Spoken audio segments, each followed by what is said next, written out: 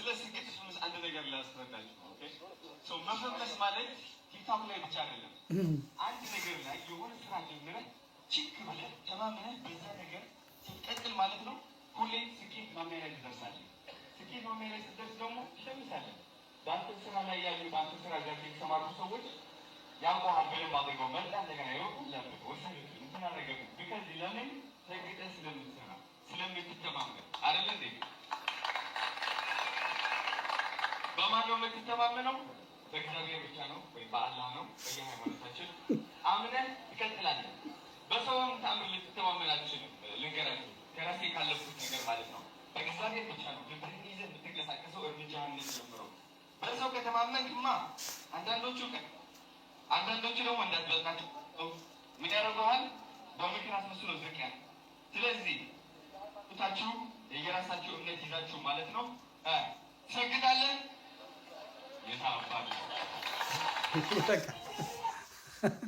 ይበቃል። እንግዲህ ይሄንን ያደረጉት የአየር ኃይል ሰዎች በሙሉ በቁጥጥር ስር ውለዋል ነው የተባለው። ምክንያቱም የተከበረ ትልቅ ተቋም ስለሆነ ማለት ነው። እንዲያውም ከዚህ በኋላ የሰማሁት ወደ እንትን ይገባል ነው የሰማሁት። ምንድነው ስሙ? ፓርላማውም ጠርቶት ነበረ። እንግዲህ ከዚህ በኋላ ተቃውሞ ስለበዛ ቀንሰውታል። እንግዲህ እንኳንም እዛ ያልገባ በእውነት ጨፌ ኦሮሚያም ጋብዘውት ነበር አሉ። እንግዲህ በደንብ ለማስረዳትና ይሄ ሰው እዛ ሄዶ እግዚአብሔር ያሳያችሁ። አሁን ጨፌ ኦሮሚያ ገብቶ እንሽመልስ እነማ በተቀመጡበት ሰግጡ ከዚህ በላይ እንግዲህ ምን እንዲያደርጉን አዶናይ እባክህ ፓርላማው ላይ ገብተህ ሰግጡ ፈምሱ። አብዛኛው እንቅልፋም ነው፣ አብዛኛው እጅ ነው የሚያወጣው። በቃ ፓርላማ ስትገባ ማየት ያለብህ ግራ ቀኙን አመራም ተመራመሩ፣ ለሁሉ ነገር እጃችሁን አታውጡ፣ በቃ ምናምን አትበሉ። ለፓርላማ የሚመከረው ያ ነው እንጂ ፓርላማ ገብተህ ሰግጡ፣ በያዛችሁ ሰግጡ። ሰው ምንም ሊላችሁ ይችላል። አላህን ተማምናችሁ በጌታ ሆናችሁ እግዚአብሔርን ይዛችሁ ሰግጡ ካልኩ የፓርላማ ሰው አብዛኛው እንቅልፋም ነው፣ እያየው ነው። አብዛኛው አፍንጫውንም እንደዚህ የሚጎረጉር ነው። በቃ እጁን ሊከት ይችላል እዚሁ አፍ ውስጥ ነው። ይሄ ነው የሚቀረው። ለፓርላማ ሰው ሰግጥ አይባልም። በእውነት ትፈምሳላችሁ። እግዚአብሔር ያሳይ። ጨፌ ኦሮሚያ ሄደ እዚህ ይሄ በእውነት ትክክል አይደለም ማለት ነው። ወደ እንትን እንሄዳለን። አጫጭር አድርገ ነው የመጨረሻዋን የእርቋን እናያለን። አሁን የምንሄደው በዚህ በሰሜኑ የሀገራችን ክፍል በአማራ ክልል ነዳጅ እየወጣ ነው። የሚገርም ነዳጅ እየወጣ ነው። ነዳጁ ከወጣ በጣም ረጅም ጊዜ ሆኖታል። ዜናዎች የተሰሩ እኛ ከዚህ በፊት መረጃ ቲቪም ላይ ያለን አቅርበንላችሁ ነበረ። እንግዲህ ደቡብ ወሎ ለገሂዳ አካባቢ ያለው የነዳጅ ክምችት ለአመታት ጥቅም ላይ አልዋለም። ነዳጁ እንግዲህ በቃኝ ብሎ እየፈሰሰ ነው፣ ፈንድቶ እየፈሰሰ ነው እና የሽንት ቤት እንትን አይደለም እንደምትመለከቱት። ክልሉ አማራ ስለሆነ ነዳጁ አማራ ጋር ስለወጣ ቦታው ላይ ይሄ ነገር መደረግ የለበትም የራሱ ጉዳይ ተብሎ ተትቷል። እነሱ ሶማሌ ላይ ነው እዛ የሚራኮቱት። ነገር ግን ወንዙ ላይ እየተበላሸ የአካባቢው ማህበረሰብ ግን ያንን ሀብት አውጥቶ እየተጠቀመበት ነው። ምግብ እያበሰለበት ነው። እንደገናም ደግሞ ምንድነው እንደ መብራት እየተጠቀመበት ነው ማለት ነው። እና አማራ ሀብት አለው። ሀብቱን ግን እንዳይጠቀም ተደርጓል። እንዳይጠቀም ማለት ነው። የማዕድናት አይነት የወርቅ እነዚህ የከበሩ ማዕድናት ምንድነው የሚባሉት? በዚህ በደቡብ ወሎ ያሉት ማዕድናት በጣም የሚገራርሙ ማዕድናት። አሁን ደግሞ ከዛ የበለጠ ነዳጁ አሁን ነዳጅ ለማውጣት በጣም ተቆፍሮ ነው። በጣም ብዙ ወጪ ጠይቆ ነው። በጣም ትልቅ ኢንቨስትመንት ጠይቆ ነው። እዚህ ግን ራሱ ፈነዳ፣ ራሱ ወጣ።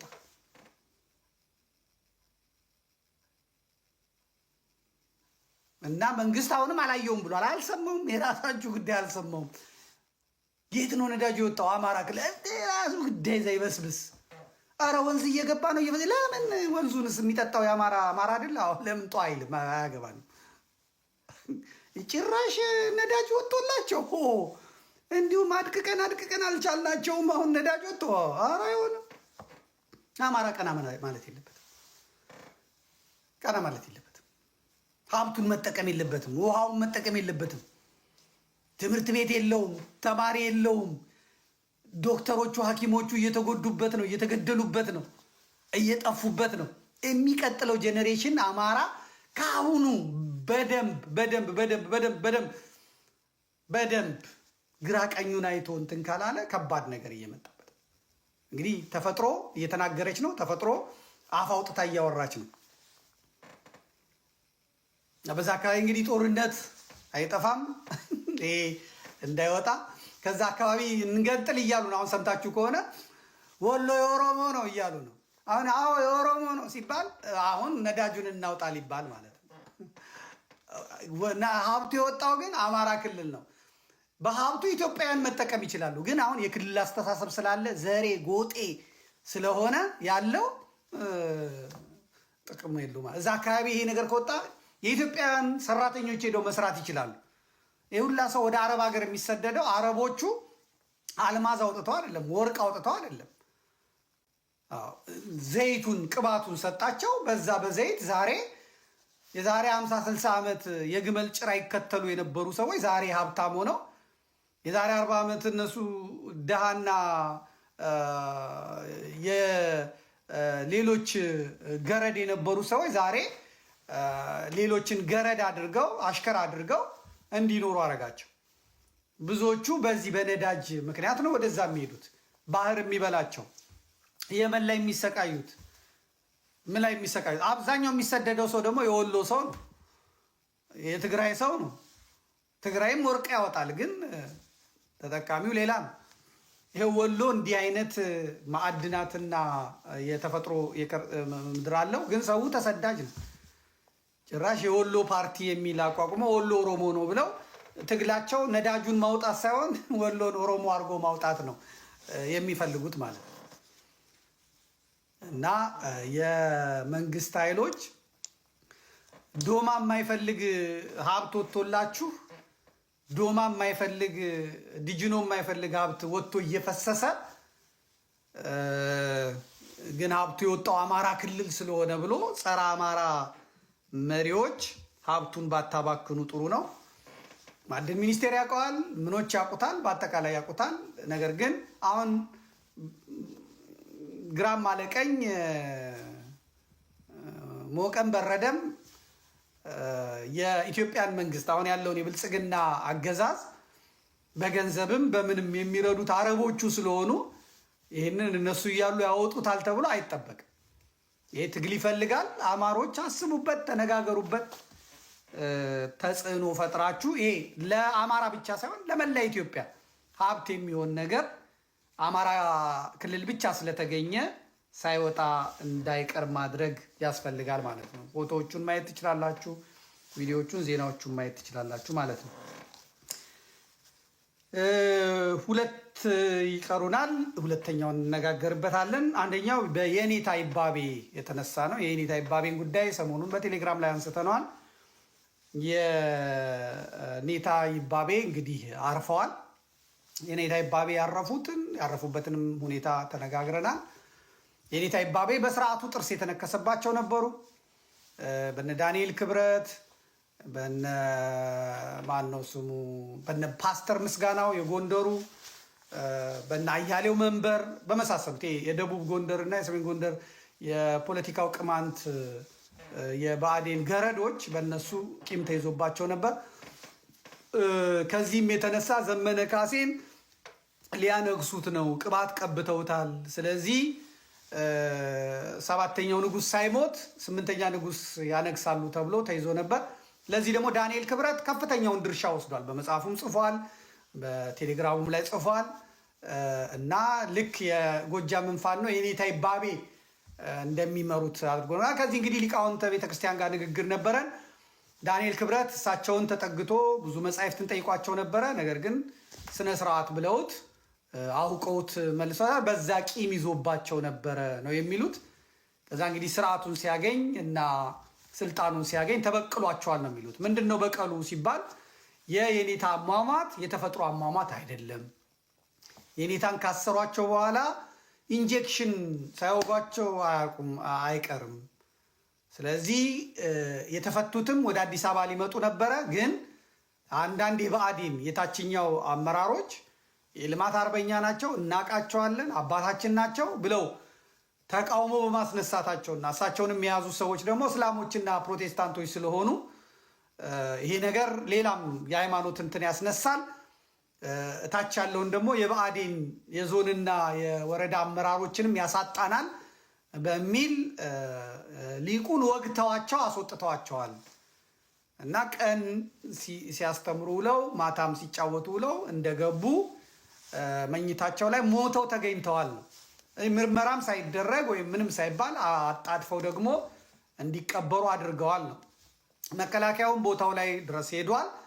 አርበኛ ዘመነ ካሴ አባቴ ሞተዋል ብሎ ለቀብር ይመጣል፣ እሱ ሲመጣ እንይዘዋለን በሚል ሰበብ ውክቢያ ፈጥረዋል ነው የሚሉት።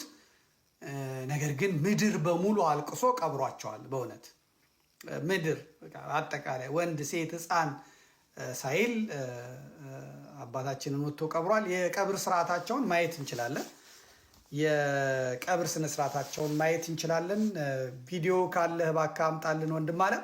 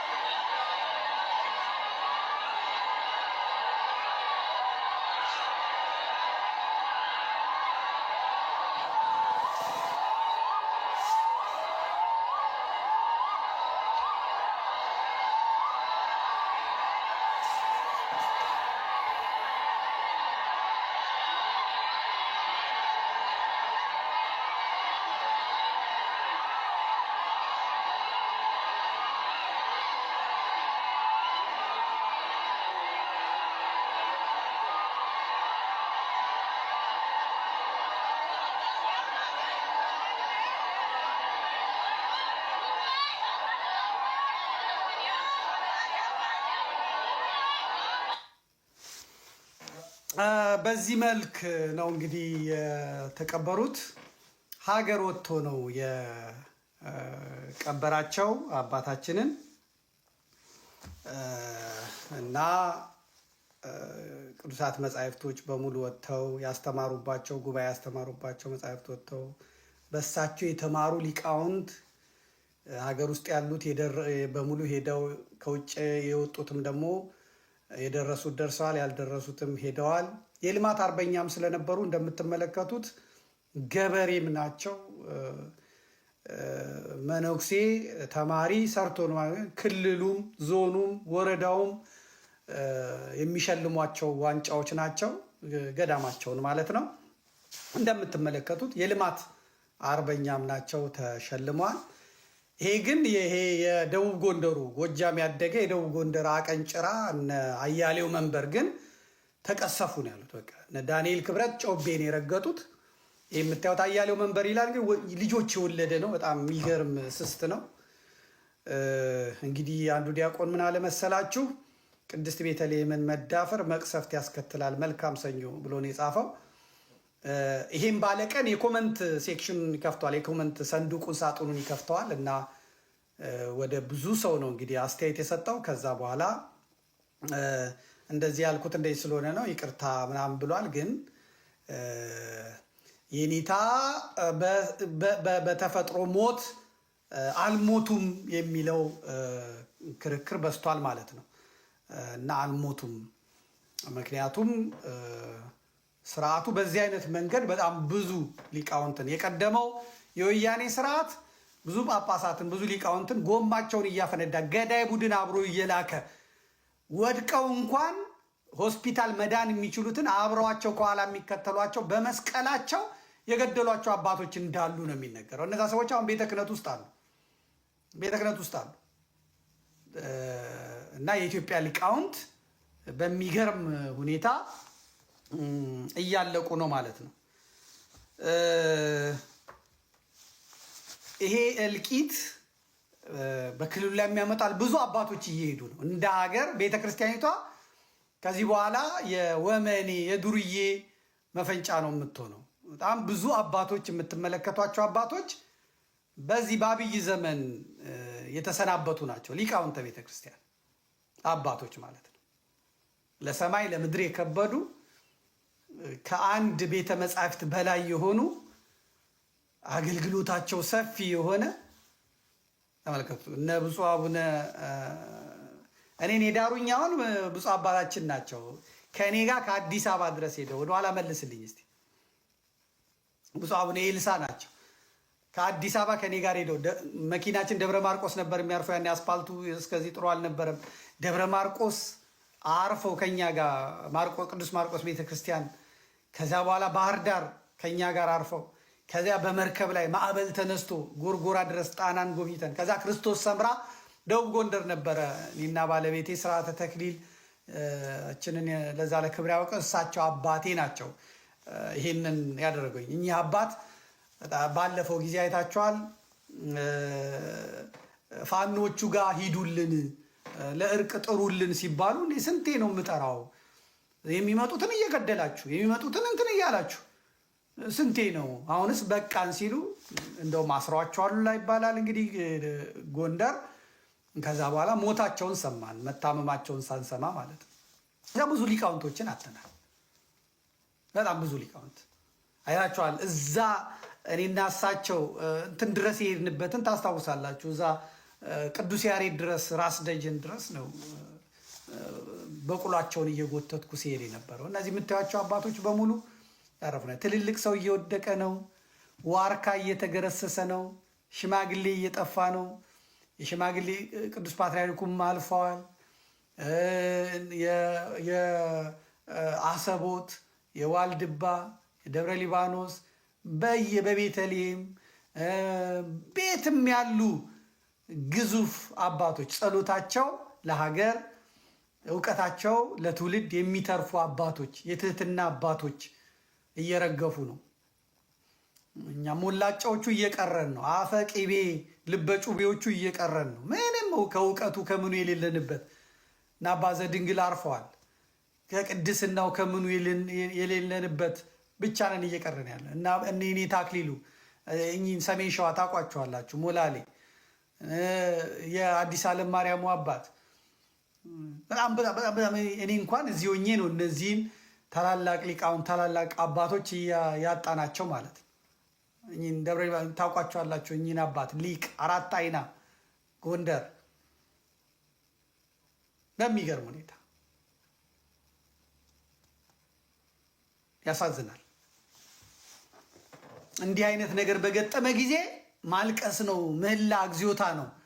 አሁን ስልጣኑን የያዙት እኚህ እንግዲህ ስንት እንትን ያፈሩ አባት ናቸው። ታውቋቸዋላችሁ። የኔታን እዛ ሚካኤል ዛራ ሚካኤል ስንት ብፁዓን ሊቃናት። ብዙዎቹ ደግሞ ለጵጵስና ተመርጠው እምቢ ያሉ አንፈልግም ያሉ መነኮሳት፣ ምድራውያን መላእክት ጵጵስናን እምቢ ያሉኝ። በሚሊየን ብር በ500,000 ብር ጵጵስና በሚገዛበት ዘመን፣ ስንት አማላጭ ስንት ጉቦ በሚሰጥበት ዘመን የፖለቲካ ሰዎች የመንግስት ሰዎች ሄደው አስገድደው ሲኖዶሱን በሚያሾሙበት ዘመን በፍጹም እናንተውን ተንቧቸሩበት ብለው የነበሩ አባቶች እያለፉ ነው። ቁጠሯቸው። በየደጃችሁ በየአጥቢያችሁ ሄዳችሁ በረከት ትቀበሉባቸው የነበራችሁ፣ ሄዳችሁ ትባረኩባቸው፣ ሄዳችሁ ይጸልዩላችሁ የነበሩ፣ ያማልዷችሁ የነበሩ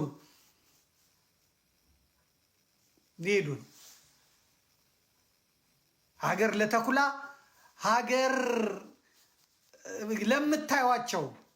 ለምታዩቸው ተላልፋ ተሰታ ለጭራቅ ለቡልጉ ተላልፋ ተሰታ እየሄደች ነው። ማልቀስ ለኛ ነው። አሁን ለቀረ ነው ማልቀስ ለራስ ነው። የኔታ አክሊሉ ይገርማችኋል። መልስልኝ እስቲ ያዝ አድርግልኝ። የኔታ አክሊሉን እኔ አንድ ቀን አድሬ ነው የማውቀው እና እመጓ ነበረ ሱባኤ የምንይዘው ተሰብስበን ሄደን እመጓ ነበረ ፍልሰታን የምንይዘው ደረጀ ባሪያው ምናምን በጣም ብዙ ነበሩ። እንደውም እኛን ይመሩ የነበሩ ሰዎች መጋዛ ገደል ውስጥ ገብተውላ አርፈዋል፣ ሞተዋል። እድሜ ልካቸውን ይመላለሱ የነበሩ አባት እዛ እና ስንመለስ ዘብር ገብርኤል የሚባል አለ መንገድ ዕቃዬን የተሸከመልኝ ልጅ ለምን አይተህ በረከት ተቀብለህ አትሄድም ይለኛል። 16 ሱባኤ ጨርሰን 17 18 ነበር የወጣ ነውና ነገ እንደውም ገብርኤል ነው ይለኛል። እዛ ሌሎቹ እንሂድ ስላቸው እምቢ አሉ። አንተ ትወስደኛለህ ስለው አዎ ሄጄ እመጣለሁ አልኩኝ። ሄድኩኝ። እንደ ድንገት ቤተ ክርስቲያን ከልጁ ጋር ነበር ማደር የፈለግኩት። የኔታ እንግዳ መጥቷልና አምጡት ተብሏል ተብዬ ሄድኩኝ። ሌሊቱን ቁጭ አድርገው ነው ያሳደሩኝ። እሳቸው ምንም አይሆኑም። እኔ ግን ይሄ አይጥ የሚያክል ቁንጫ ቤት እንቅልፌ መጥቶ ልተኛ ስል በቃ ጥርስ አውጥቶ ነው የሚነግስ። ቁጭ ብለው አሳደሩኝ። እንደ ማር እንደ ሶከር የሚጣፍጥ እሳቸውም ለጵጵስና የተጠሩ ነበሩ። እንዲሁ የሰሌን ቆብ እንዳደረጉ አለፉ። ከየሀገሩ ብዙ ሊቃውንተ ቤተክርስቲያን ያፈሩ አባቶችን እያጣን ነው። አሁን እንግዲህ እንደምታዩት የሚገደለውን በጦርነቱ ሰበብ የሚገሏቸውን ሊቃውንት ተው። አሁን ደግሞ ቤተ ክህነቱን ሌሎች የምንፍቅና አካላት ተቆጣጥረውታል። ከዚያ አይሆንም ትክክል አይደለም የሚሉትን ሰዎች ታርጋ ይሰጧቸዋል። የሚሰጧቸው ታርጋ ደግሞ ፋኖን ይረዳሉ፣ ለፋኖ ይጸልያሉ፣ ለፋኖችን ያበረታታሉ፣ ፋኖ ትክክል ናቸው ይላሉ በሚል እሳቤ ሊቃውንቱን ማሳደድ ጀምረዋል ማለት ነው። ለምሳሌ እኚህን ተመልከቷቸው። ሊቀ ሊቃውንት የኔታን የሄኖክ ምትክ የሆኑት እንዴት አድርገው እንደሚያስወጧቸው እንመልከት። የጎንደር ሊቅ ናቸው። የኔታ ተስፋ ማርያምን ታውቋቸዋለች? ጎንደሮች አላችሁ? እንግዲህ የኔታ ተስፋ ማርያምን የአቋቋም የድጓ የቅኔ የዝማሬ የትርጓሜ መጻሕፍቱ ተጠያቂ ሊቅ ናቸው። በኢትዮጵያ ውስጥ አሉ የሚባሉ ሊቅ ናቸው። ወያኔ እነ ሊቀ ሊቃውንት አለቃ እያሌው ታምሩን አሳዳ ገደለች። አሁን ደግሞ ያለው ስርዓት እንግዲህ እነ የኔታ ተስፋ ማርያምን እንደምትመለከቷቸው በአደባባይ አሳዷቸዋል። እኚህ የታላቁ የዶክተር ሄኖክ የኔታ ሄኖክ ምትክ ናቸው። የኔታ ተስፋ ማርያም ለ32 ዓመት በመምህርነት በአስተዳዳሪነት ካገለገሉበት ከፊት ቅዱስ ሚካኤል ቤተክርስቲያን ተፈናቅለዋል። እኔም ተጋብዤ ሄጄ አስተምሬያለሁ። የልማቱ ተሳታፊ ነበርኩኝ። አውቃቸዋለሁ። በረከታቸውን ቡራኪያቸውን ተቀብያለሁ። የእነሱ ጸሎት ነው የሚጠብቀኝ። በአንድም በሌላም ብቻ አውቃቸዋለሁ ሊቃውንቱን እና አባ ዘድንግል ጋ ነው እንጂ ኃጢአቴ በደሌ ያልወሰደኝ። አብዛኛዎቹ አባቶች ሳልወድ ሳልፈልግ ቡራኬ ተቀብያለሁ እና አሁን ጠቅላይ ቤተ ክህነት ነው ያሉት። ከጎንደር ያለው ስራ አስኪያጁ የስርዓቱ ሰው ስለሆነ የስርዓቱ ሰው ነው። ሊቃውንቱን ያሳድዳል። የብልጽግና ዋና ተጠሪ ነው እና እንግዲህ አሳዷቸዋል። ያው እንዳልኳችሁ ፋኖን በጾምና በጸሎት ይረዳሉ፣ ያግዛሉ ነው የሚሏቸው። ነገር ግን ንጽህናን፣ ድንግልናን የመረጡ በጾም በጸሎት በትህርምት የኖሩ በጣም ፍጹም አገልግሎት ወዳድ፣ በአገልጋዮች ላይ ደግሞ ጥብቅ ቁጥጥር የሚያደርጉ ስርዓት የሌለው ጣልቃ ገብነትን የሚቃወሙ ብዙ ሊቃውንትን በወንበራቸው ጊዜ ያፈሩ የቤተ ክርስቲያንን ትምህርት ሁሉ ቀረ የማይባለውን መማራቸውና ሊቅ ማድረጋቸው ከስራም ከምንም አግደዋቸው ቤተ ክህነት ናቸው ያሉት። ቤተ ክህነትም ደግሞ በር ዘግቶባቸዋል። አማራ ናቸው፣ በዚህ ላይ ኦርቶዶክስ ናቸው። እንግዲህ ጎንደርን እንደ ልጃገረድ ነው የምቆጥራት። ጎንደር ልጃገረድ ናት። ጎንደር ድንግል ልጃገረድ ናት እና ይቺን ድንግል ልጃገረድ እጇን፣ እግሯን፣ አፏን በጨርቅ ጠቅጥቀው ጎረምሶች እንዲደፍሯት እያደረጉ ነው ማለት ነው። ሊቃውንቱን እያባረሩ ነው። አገልግሎቱን አድክመውታል። በጣም ነውረኞች ስልጣን እንዲይዙ፣ ፖለቲከኞች ስልጣን እንዲይዙ አድርገዋል። አሁን በጎንደር ልመና ነው የተያዘው። የጎንደር ሊቃውንት በፊት ጎንደር ጉባኤ ይዘጋጃል፣ መምህራን ይሄዳሉ፣ ከመንፈሳዊ ኮሌጅ ከሌላም ቦታ ይሄዳሉ፣ ጉባኤ ይዘጋጃል፣ ሰው ይማራል፣ ልማት ላይ ይሳተፋል። አሁን ጎንደርን የሚያስተምሩት አርቲስቶች ናቸው። እነ ያሬድ ያያ ናቸው። አውሮፕላን ሙሉ ይሄዳሉ። እንግዲህ አውሮፕላን ዋጋው ራሱ ውድ ነው። ሆቴል ነው የሚቀመጡት። ከዛ ኦንላይን ላይ ይለምናሉ። ለዚህ ቤተክርስቲያን ማሰሪያ፣ ለዚህ ቤተክርስቲያን ማሰሪያ ተብሎ ይለምናሉ። የሚሄዱት ደግሞ አስተማሪዎቹ አርቲስቶች ናቸው፣ ሞዴሎች ናቸው የሚሄዱት። ስለዚህ በመላው ዓለም ያለ ኦርቶዶክሳዊ እነዛ ሞዴሎች እያየ ሞዴሎች ሲሞናደሉ እያየ እነ ያሬድ ያያ እያስተማሩ እነ ያሬድ ያያ እየቀሰቀሱ ከዛ ይማራሉ። ሊቃውንቱ ተገፍተው መሀይሙ ደናቁርቱ አውደ ምሕረቱን ይዘውታል። ጎንደር ለአውሬ ተላልፋ ተሰጥታለች ማለት ነው። አሁን በጎንደር የሌለ ልምምድ መጥቷል። ወንጌል ከተዘጋ፣ መምህራን እንዲገፉ፣ ሊቃውንቱ እንዲባረሩ ከተደረገ ስለዚህ ከዚህ በኋላ ለሌላ አሳልፎ መስጠት ነው ስርዓቱ። ፖሊሱ ምኑ ስለሚጠብቃቸው ሽባ ካደረጉት በኋላ እንደምታዩት ዛሬ የግሎሪ ኦፍ ጎድ ቲቪ ፕሮፌት ዘካርያስ የሚባለው ጎንደር ሄዶ የጎንደርን ምዕመናን ከነማዕተባቸው አጋንንት አለባችሁ፣ ሰይጣን አለባችሁ ብሎ ሜዳ ላይ እንደምታውቁት እንደዚህ እንደምታዩት ከነነጠላቸው፣ ከነመስቀላቸው፣ ከነማዕተባቸው ሲዘረጋቸው ውሏል። ይሄ ልምምድ እንግዲህ ደቡብ የነበረ ነው። ደቡብ ያለው ልምምድ እንግዲህ በማህሌት፣ በቅዳሴ፣ በጸበል፣ በስርዓት፣ በእርጋታ የነበረው ይሄ እብደት ወደዚህ መጥቷል። ሱሪያቸውን ታይት ያደረጉ እና ደግሞ ኦርቶዶክስ በድላናለች የሚሉ መሪዎች፣ ፖለቲከኞች ስልጣኑን ከያዙት በኋላ በኑሮ የደቀቀውን ህዝብ፣ ስራ ያጣውን ህዝብ ስራ የምታገኘው ከዚህ በኋላ በፕሮቴስታንት መስመር ስታልፍ ወይ በእስልምናው መስመር ስታልፍ ነው ስለተባለ ምስኪኑ ማዕተቡን መበጠስ አይፈልግም። ነገር ግን ደግሞ ስራ ማግኘት ይፈልጋል። መሪዎቻቸው በሙሉ ያመጧቸዋል። እንዳሞራ ልብረር እያደረጓቸው ነው ማለት ነው። ስለዚህ አሁን የቅዱስ ያሬድ ማህሌት፣ የቅዱስ ያሬድ ዜማ፣ የቅዱስ ያሬድ ምናምን የለም እና አባ ዮሴፍ ጎንደር ላይ ስራቸውን ሰርተዋል። በቃ አለቅ። ጎንደርን ሽባ አድርገው ጎንደርን ለኢየሱስ ተብሎ ለአዲስ ኢየሱስ እየሰጡት ነው። ሊቃውንቱ እየተገፉ በሚቀጥለው ሳምንት ይህን መጠበቅ ነው። እስቲ እንየው። ደቡብ ያለ የጸሎት ስነ ስርዓት ነው። ቪዲዮውን እስቲ አንድ ጊዜ አይተን እንምጣ። የደቡብ ነው ይሄ። አሁን ወደ ጎንደር ሄዷል አሉ። ቪዲዮ አልደረሰኝም። ሊቃውንቱ እንኳን አላያዩት። እስቲ እንስማው፣ እንምጣው።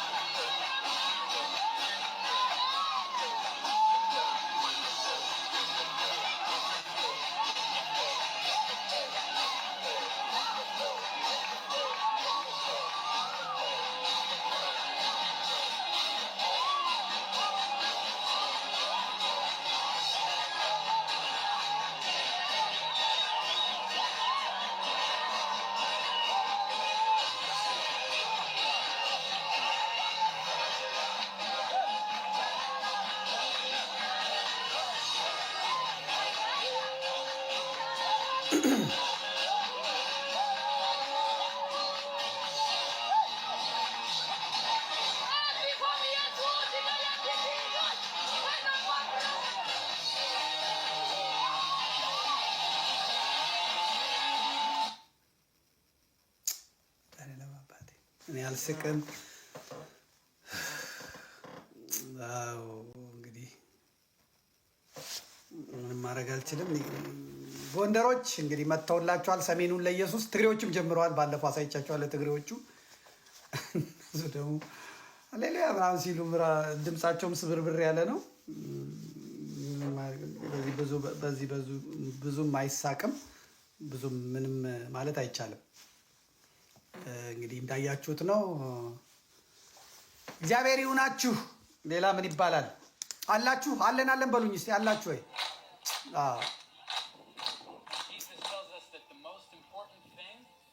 ትግሬዎችን ነው ይሄ ደግሞ So can I say a prayer for you? God, thank you so much for these people. I know you love them so much. I know that you see them. And I thank you that even when life is hard, you are good, God. I pray that the world, including my country, would believe in your love, God, and that you have called us to help our family here in Ethiopia. We pray for the people of Tigray. And I pray that when they leave today, they would not only be fed with food, but that they would not feel alone, and that they would remind each other, God, that you love them. In the name of Jesus, amen. Thank you. በጦርነት ትደቃለህ፣ ትራባለህ፣ ትጠማለህ። ከዛ በኋላ ማተብን በጥስ ኢየሱስን ተቀበል ተባለህ። በረሃብ ከመሞት በሰይፍ መሞት ይቀላል ተብሏል። አለቀ። ነጠላህን ጋቢ እንደተከታተል እግዚአብሔር የማታውቀው የለም እያልክ መሄድ ነው። አዲስ አበባ ውስጥ አሁን ስራ ማግኘት አትችልም አሉ፣ ስራ መስራት አትችልም አሉ፣ ኢየሱስን ካልተቀበልክ ማለት ነው። ይሄ እንግዲህ ጋጠ ወጥነት አደባባይ ወጥቷል፣ ፉክክሩም አደባባይ ወጥቷል። ማን ከማን ያንሳል ብለው እንግዲህ የፕሮቴስታንቱም ክፍል ይሄ በጣም ጽንፈኛው ነው።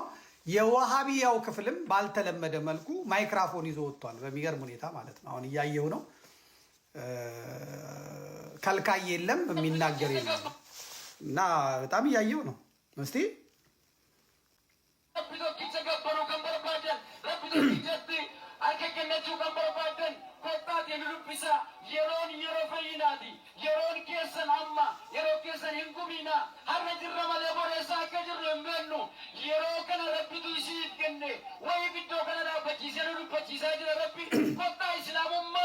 amantii keessan kaleessaatti deebi'a. Islaamummaan amantii keessan kaleessaati.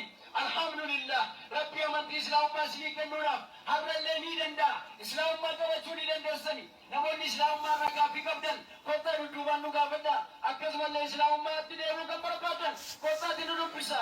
Assalaamu alaikum wa rahmatullahi wa barakaatuh. ሽማግሌዎቹና ተራ እየተሰጣቸው ምንም የሚጠይቃቸው የለም። አብይ አህመድ እስላም ነው፣ ሌሎችም እስላሞች ናቸው። ምንም መብታችሁ ነው እንደፈለጋችሁ ተብለው አባም ማን ነው አባባ ሼኪም ያው እየሰበኩ ነው። እስቲ እንስማቸው። ማን ነው እዚህ ያደረሰኝ? ከህፃንነት እስከ አዋቂነት የፈጠረህ ማን ነው? እስቲ መለስ ብለን ነፍሳችን እናስታውስ፣ ወደ አላህ እንመለስ። ጥሩ ስራ እንስራ።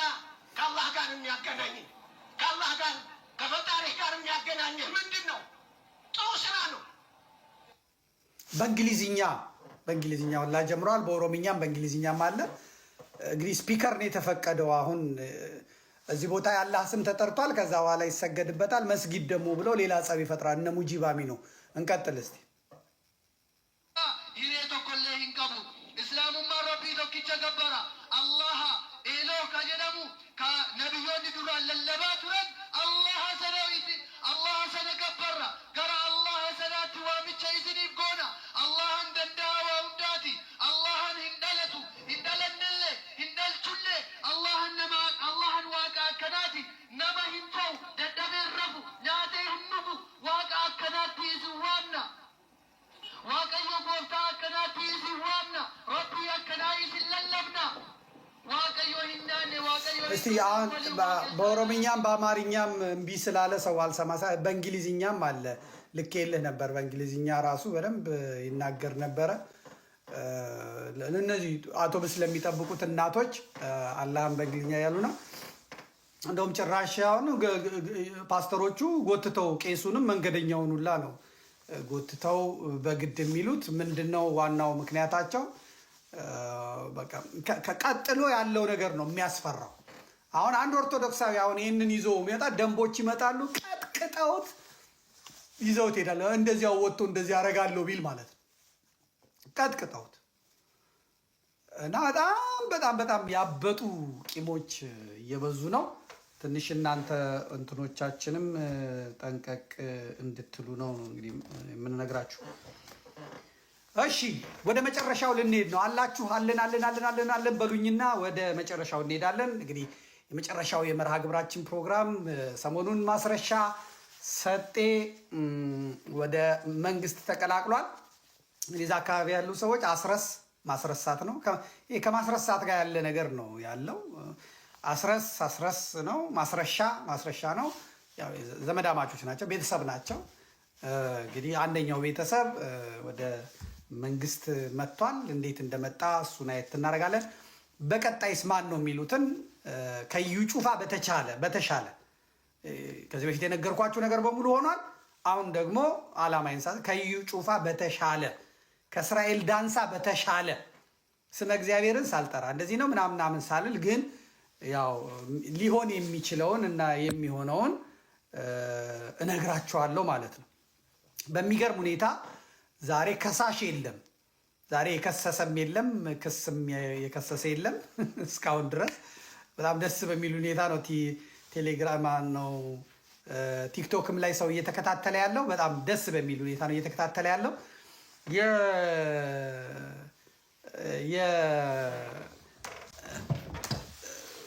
የሚሳደቡም ሰዎች የሉ። ነገር ግን 1 ሚሊዮን መግባት አለበት። ይህን እስክናገር ድረስ እናንተ አለው በሉ። እዚህ ያላችሁ ሰዎች ታብታብ አድርጉትና 1 ሚሊዮን ይግባ። 1 ሚሊዮን ይሄ ዘመድኩን ነው፣ ትእዛዝ ነው። እዚህ ያላችሁት ቶሎ በሉ። 1 ሚሊዮን ነው። ታች ያሉችሁት ኮፒ ሊንክ ሼር አድርጉ።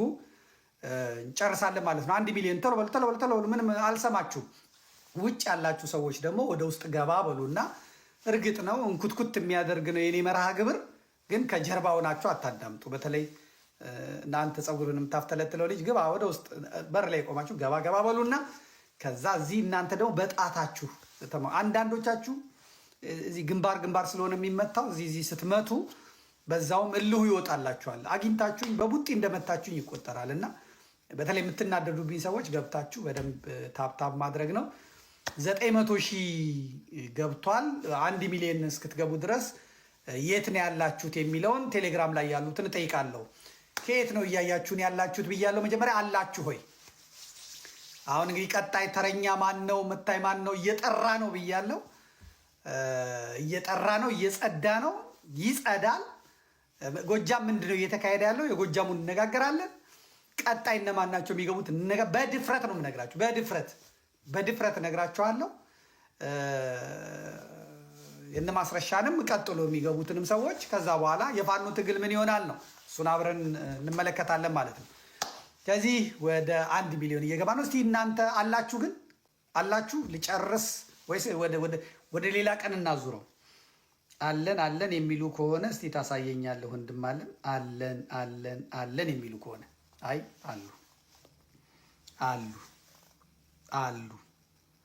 አሉ ያኑራችሁ። መጨረሻ ላይ አንድ ቃል አስገባችኋለሁ። በአሜሪካ በምን ያላችሁትን ቃል አስገባለሁ። በካናዳ በአውስትራሊያ ያላችሁትን ቃል አስገባለሁ።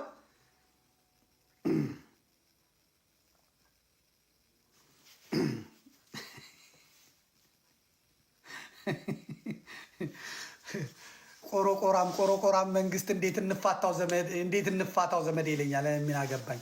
ቆሮቆራም የሚሉ ሰዎች የሉም። እሱን በደንብ አሳያችኋለሁ። አለን በሉ እናንተ ቶሎ በሉ። ታፕ ሼር አድርጉ። ዛሬ ማስረሻ ወንድማችን ካፒቴን ማስረሻ ሰጤ ስራውን ጨርሶ አገልግሎቱን ጨርሶ ገብቷል። በአገልግሎቱም ወቅት የፈጠረው ነገር የለም። ስለ እውነት እንነጋገር ከተባለ ማስረሻ ተኩሶ አያቅም። የተኩስ ቦታም ሄዶ አያቅም። ማስረሻ በስነ ስርዓት ማድረግ የሚገባውን ሲያደርግ ነው የቆየው። ምን ሲያደርግ እንደቆየ እናያለን። የዛሬ ዓመት ቅድም ፖስት ያረኳትን አምጣ፣ ከሱ እንጀምራለን። ያው እኔ ወሎ በገባው ጊዜና ጸብ በዳቦ በነበርኩ ጊዜ እና አበበ በለው እስክስ እና ሀብታሙ አያሌው በዚህ የጎንደሩ እስኳድ እና አያሌው መንበር እነማን እሪ ሲሉብኝ ድርቅ ብዬ በያዝኩ ጊዜ መጥቶ ነበር መስፍንን ወግሜ ይዤ ይሄ ሰው ከአዲስ አበባ ነው የሄደው፣ የብሔራዊ መረጃ ደህንነት ሰው ነው፣ ማን ነው ስሙ የጌታቸው አሰፋ ረዳት ነው። ስለዚህ የአማራ ፋኖን እንዲህ በታትን ነው የሄደው እና ብዬ ድርቅ ብዬ ነበር። ይህን ፎቶውንም ያወጣሁት እኔ ነኝ፣ የመስፍንን ማለት ነው። እና ቅድም ጽፌላችሁ ነበር። እንደውም ሰዎች እንዴት ብለው ነበር። እና አንድ ቀን በጣም ወዳጅ አለኝ፣ እኔም የሚሰራውን ስራ አልነገረኝም ነበር፣ ግን በጣም ይቆጫል፣ ይደውልልኛል፣ ምን ይላልና አንድ ቀን ምንድነህ ግን አንተ ስለው እኔ የሀገረ እስራኤል የጸጥታ ኃላፊ ነኝ፣ ምንድን ነው የደህንነት ስራ የስለላ ስራ የምሰራ ነኝ፣ የደህንነት ሰው ነኝ እና ሀገሬ እዚህና እዚህ ነው። ስለዚህ እነዚህ ፋኖዎች እንደዚህ ቢያደርጉ ብዬ ይሰሙኛል ምናምን ይለኛል። እና ምንድን ነው የፈለግከው አሁን ታዲያ ስለው ጊዜ አይ ይሄ ዘመነ ካሴ መመረጥ የለበትም፣ ምክንያቱም እሱ እንደዚህ ነው ምናምናም ብሎ ነገረኝ። ምክንያቱ ምንድን ነው? ምክንያቱን እነሱ ያስረዱህ። እነማ? መስፍንና ኮሎኔል ፋንታውን ሙሃባው ያስረዱህ ይለኛል ማለት ነው። እሺ እናንተ እንደዚህ ሆነ እንዴት እነሱን እሺ ሊሉ እንዴት ልታገኛቸው ትችላለህ? እኔ ኮሎኔል ፋንታውን ደውሎልኛል፣ ሲደውልልኝ አነሳለሁ፣ ደውዬለት ግን አላውቅም። ሌሎቹም እንደዚሁ ይደውልኛል፣ አልደውልም። አንተ እንዴት ደውለህ ታገኛቸዋለህ? ግድ የለም ስለሱ እኔ ያገኛቸዋለሁ ምናምን ይለኛል። እሺ አልኩት። ከዛ መስፍንንና ይሄ የብሔራዊ መረጃ ደህንነት ከእስክንድር ጋር አንድ ላይ ነው የተላኩት። እስክንድር ጎጃሜ ሄዶ አደፍርሶ፣ ከዛ ይሄ ደግሞ በሆነ ወገኑ ጎጃሜ ነው ይላሉ። ይሄኛውም ማለት ነው አላቅም፣ ወሎና ጎጃም አለበት። ይሄም ወደ ደቡብ ወሎ፣ እስክንድር ወደ ሸዋ እንዲመለስ ከተደረገ በኋላ እየበጠበጡ ያሉ ናቸው። ስለዚህ እንዴት እነሱን እንትን ትላለህ? ያንን እስክንድር ተመርጦበታል የተባለውን ምርጫ በማክሸፌ ነው የተናደዱት እና የእኛንም ድምፅ አልሰማም ዘመዴ፣ እኛም እንንገረው እያሉ ነው። ይንገሩኝ፣ እሺ ምንም ችግር የለውም ይንገሩኝ አልኩት። ከዛ ደወለ፣ እነሱን በእንትን አስገባቸው፣ በዚህ በኮንፈረንስ ኮል አስገባቸው። ከዛ መነጋገር ጀመርን እና ይሄ መስፍን አድልተሃል አንተ እና እኛንም ማዳመጥ አለብህ፣ ዘመነን ማንም አይፈልገውም እና ስለዚህ ካልፈለጉት እናንትን ካላሉት ህዝቡ የመረጠው እስክንድርን ስለሆነ ለዛ ነው ነው እንትን ያልነው። አንተ ግን ዝም ብለህ እኛ ላይ ፈርደህብናል ይለኛል። ከዛ ኮሎኔሉን ተናገር ሲባል አይ የምትቀዳኝ ከሆነ ለሌላ ፖለቲካ የምታውለው ከሆነ ይህንን እኔ መነጋገር አልፈልግም ይላል። ሲጀመር እኔ አልጠራውም፣ የጠራህ ያስገባህ ይሄ ሰው ነው፣ ይሄ እስራኤሉ ሰው ነው። እሱ ደግሞ አናግራቸው ስማቸው ነው ያለኝ። እኔ ማንም አናገረኝ ማንም አላናገረኝ፣ በቃሌ የምናገረውን በብዕሬ የምጽፈውን በስልክ ለምሳሌ የሆነ ሰው መጥቶ ቢያወራኝ አደባባይ የማወራውን አደባባይ የምጽፈውን እንጂ ከጀርባ የምነግረው ሴራ፣ ተንኮል፣ ሸር የለም። እስከዛሬ ሳልቀዳ ቀርቼ አይደለም፣ እስከዛሬ ሳልፈተን ቀርቼ አይደለም። ግን አገላብጠህ ብታጥበኝ ያው ነኝ፣ የምታገኝብኝ ነገር የለም። ብዙዎች የሚፎርሹት ምን ስለሆነ በጀርባ ሌላ ያመራ። እኔ አደባባይ ብጠራኝ፣ ጉባኤ ጠርተህ ብጠራኝ፣ 3-4 ሆነ ውይይት ቢኖር፣ በስልክ ብታናግረኝ የምናገረው ቃል አደባባይ ላይ የምጽፈውን አደባባይ ላይ የምናገረውን እንጂ አደባባይ ላይ ሌላ በውስጥ ግን እንዲህ ብናረገው እንዲህ ቢሆን እምለው ነገር የለኝም። ስለዚህ እኔ የምፈራው ነገር የለም። ተቀረጸ አልተቀረጸ ግን ክሊክ አረገብኝ። ልክ ኮሎኔል ሙሃባው ይሄን ሲለኝ አሃ እንግዲህ የሆነ ነገር እንኳን ብንባባል አልኩኝና እኔ መቅረጸ ድምፄን ካለበት ከገባበት ገብቼ አምጥቼ እኔ ምን አስቀረጸኝ? ያው ነጭ አይደል የምናገር። እኔ ምን አስቀረጸኝ? ግን መስማት እፈልጋለሁ፣ መነጋገር እፈልጋለሁ። መነጋገሩን ደግሞ እናንተ ስለፈለጋችሁት እሱ ብትሰማቸው ስላለኝ እንጂ እኔ አልደወልኩላችሁም። የምትነግሩኝ ነገር ተቀረጸ አልተቀረጸ ምን ያመጣል አልኳቸው። አይ በቃ እንደዛ እንዳይሆን ነው እንዳንቀረጽ ነው። እንግዲህ የለም ተናገሩ። እዛ ኮሎኔል ፋንታውን መጣና ዘመነን ጎንደሮቹ አልወደዱትም። አሁን ጎንደሮቹ የሚመሩት እነሱን የሚመሯቸው እነ ጌታ አስራደ ጎንደር፣ እነ ኢያሱ ጎንደር፣ እነ ፓስተር ምስጋናው ጎንደር፣ እነ አያሌው መንበር ጎንደር ነው። ይህንን የአፋድን በእስክንድር በኩል የያዘው ማለት ነው። ስለዚህ ጎንደሮቹ የሰኔ 15ን ጉዳይ አንስተው እናምባቸውን እነማንን ካሳምነው ጽጌ ጋር ሆኖ የገደላቸው ዘመነ ነው ብለው ስለሚያምኑ በፍጹም እሱን ማየት አንፈልግም አሉ። በሰኔ 15 ላይ የተሳተፈ ነውና እሱ አይመራንም አሉ። ስለዚህ እኛ ደግሞ ለትንሽ ጊዜ እስክንድር ይምራና ከዛ በኋላ 1 ወር ምናምን ቆይተን ከሰከነና ምን ካለ በኋላ ዘመነን እናመጣዋለን።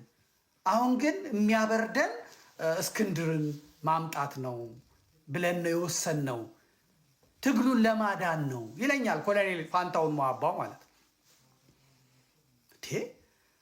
እና ዘመነን የማትመርጡት በሰኔ 15ቱ ምክንያት ነው? አዎ እሺ።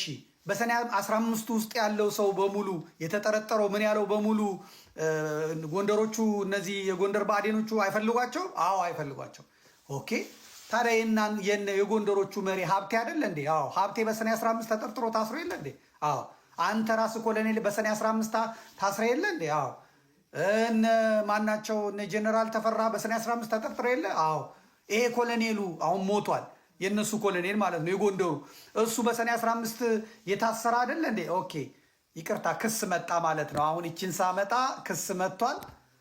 ታብታብ አድርጉት። ቴሌግራሞች፣ እዚህ ቲክቶኮች ታብታብ አድርጉ። ከሳሾች እየመጡ ነው። ይሄ ቢዘጋም ችግር የለም ቴሌቪዥን ስላለ። ስለዚህ ኮሎኔል ምንድን ነው እያልከኝ ያለው?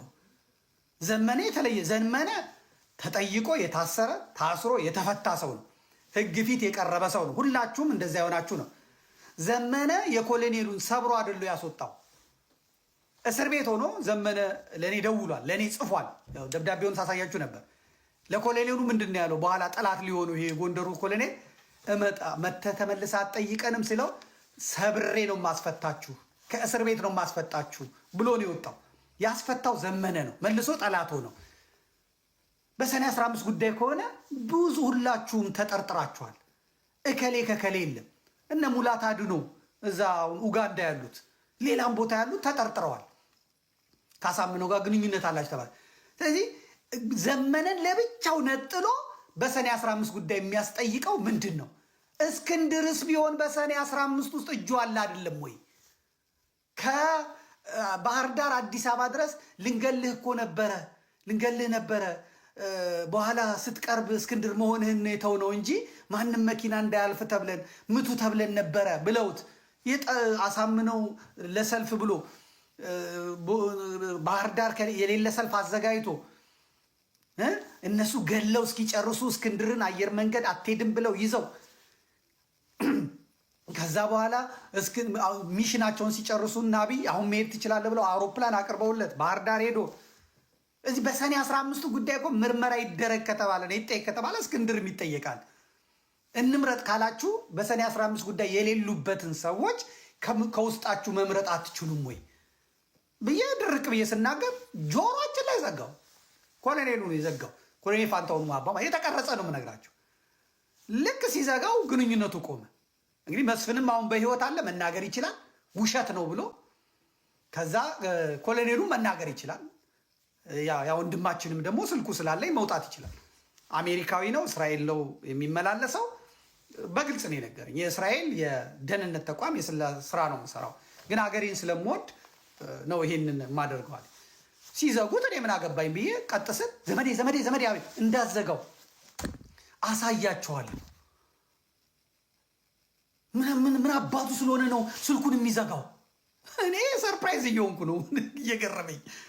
እንዲሁ በቃ ከዘጉት ዘጉ፣ ወይም ኔትወርክ ይሆናል። አይደለም ሆን ብለው ነው።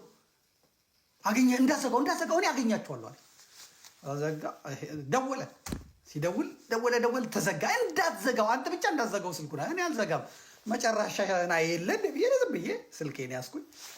ስልኩ ጠራ፣ አነሳ። መስፍን ያነሳ። አስገባው አሉ። እሺ አስገባው፣ ቶሎ አስገባው፣ ኮሎኔሉን አስገባው አሉ። ኮሎኔሉን ገባ። ለምንድን ነው ስልኩን የምትዘጉት? መረዳት ያለበትን ማስረዳት አለባችሁ። ማወቅ ያለበትን መጠየቅ አለበት። ስለዚህ ማስረዳት አለባችሁ። እንደ ብራቅ፣ እንደ አለቃ፣ እንደ ታላቅ ወንድም ተቆጣቸው ማለት ነው። ሁለቱም እንግዲህ ይሄኛው የኢንሳ የደህንነት ኃላፊ ነው መስፍን፣ ኮሎኔሉም ደግሞ ብአዴን የነበረ ነው። ይሄ መስፍን ጠርንፎ ያዘው ኮሎኔሉን ነው። ስለዚህ ማነው ስሙ እስክንድርንም ይሄንንም ጠርንፎ ያሰረ ሰው ነው ማለት ነው። እኔ ጉድ ነው የምሰማው አልኳችሁ። በጣም እሰማለሁ። አውሩ አላቸው። ከዛ ይኸውልህ ዘመዴ አሉኝ፣ ኮሎኔሉ ማለት ነው። እሱ መስፍንም ኮሎኔሉ ዘመዴ በቃ ተሳስተንም ከሆነ አልፏል። እኔ የምለው እንዴት ነው እሺ ምርጫውን ያንን ሁሉ ካስወጣችሁ በኋላ አንተ መስፍን ያደረግከው ከዘጋጋ በኋላ እንዴት ነው እንደው ቢያንስ ለሀብታሙ አያሌው መላክ ሲገባችሁ ለስታሊን ልካችሁለት ስታሊን ዜናውን የሰራው እንዴት ነው? እኔ ስለሱ አላውቅም። የዜናውን እንትን እኔ እሱን የማውቀው ነገር የለም። ነገር ግን በምርጫው ይሄን አድርገናል። ዘመዴ እናንተ ሚዲያ ላይ ናቸው ያላችሁት። እንደምን የምንለፈውና ዘመነን ከሁለተኛው 2 ወር ከቆየ በኋላ እስክንድርን ገለል አድርገን እንመልሰዋለን። አሁን አንዴ ጥፋትም ከሆነ አጥፍተናል። የጠፋውን ጥፋት እንደዚህማ ብሎ ነገር የለም። እንደዚህ ብሎ ነገር የለም። የዘመነን ጥፋት ንገሩን። የዘመነ ጥፋት ያጠፋው ጥፋት ካለ በጋራ እንታገል፣ በጋራ እንውረድበት። ዘመነ ያጠፋው ሰኔ 15 ላይ እንዲህ እንደው የምትሉ ከሆነ ሁላችሁም ተጠያቂ ናችሁ። በሰኔ 15 ያልታሰረ የለም። ራስ ኮሎኔሉን ጨምሮ ሌሎቻችሁንም ተጠርጥራችሁ ተይዛችኋል።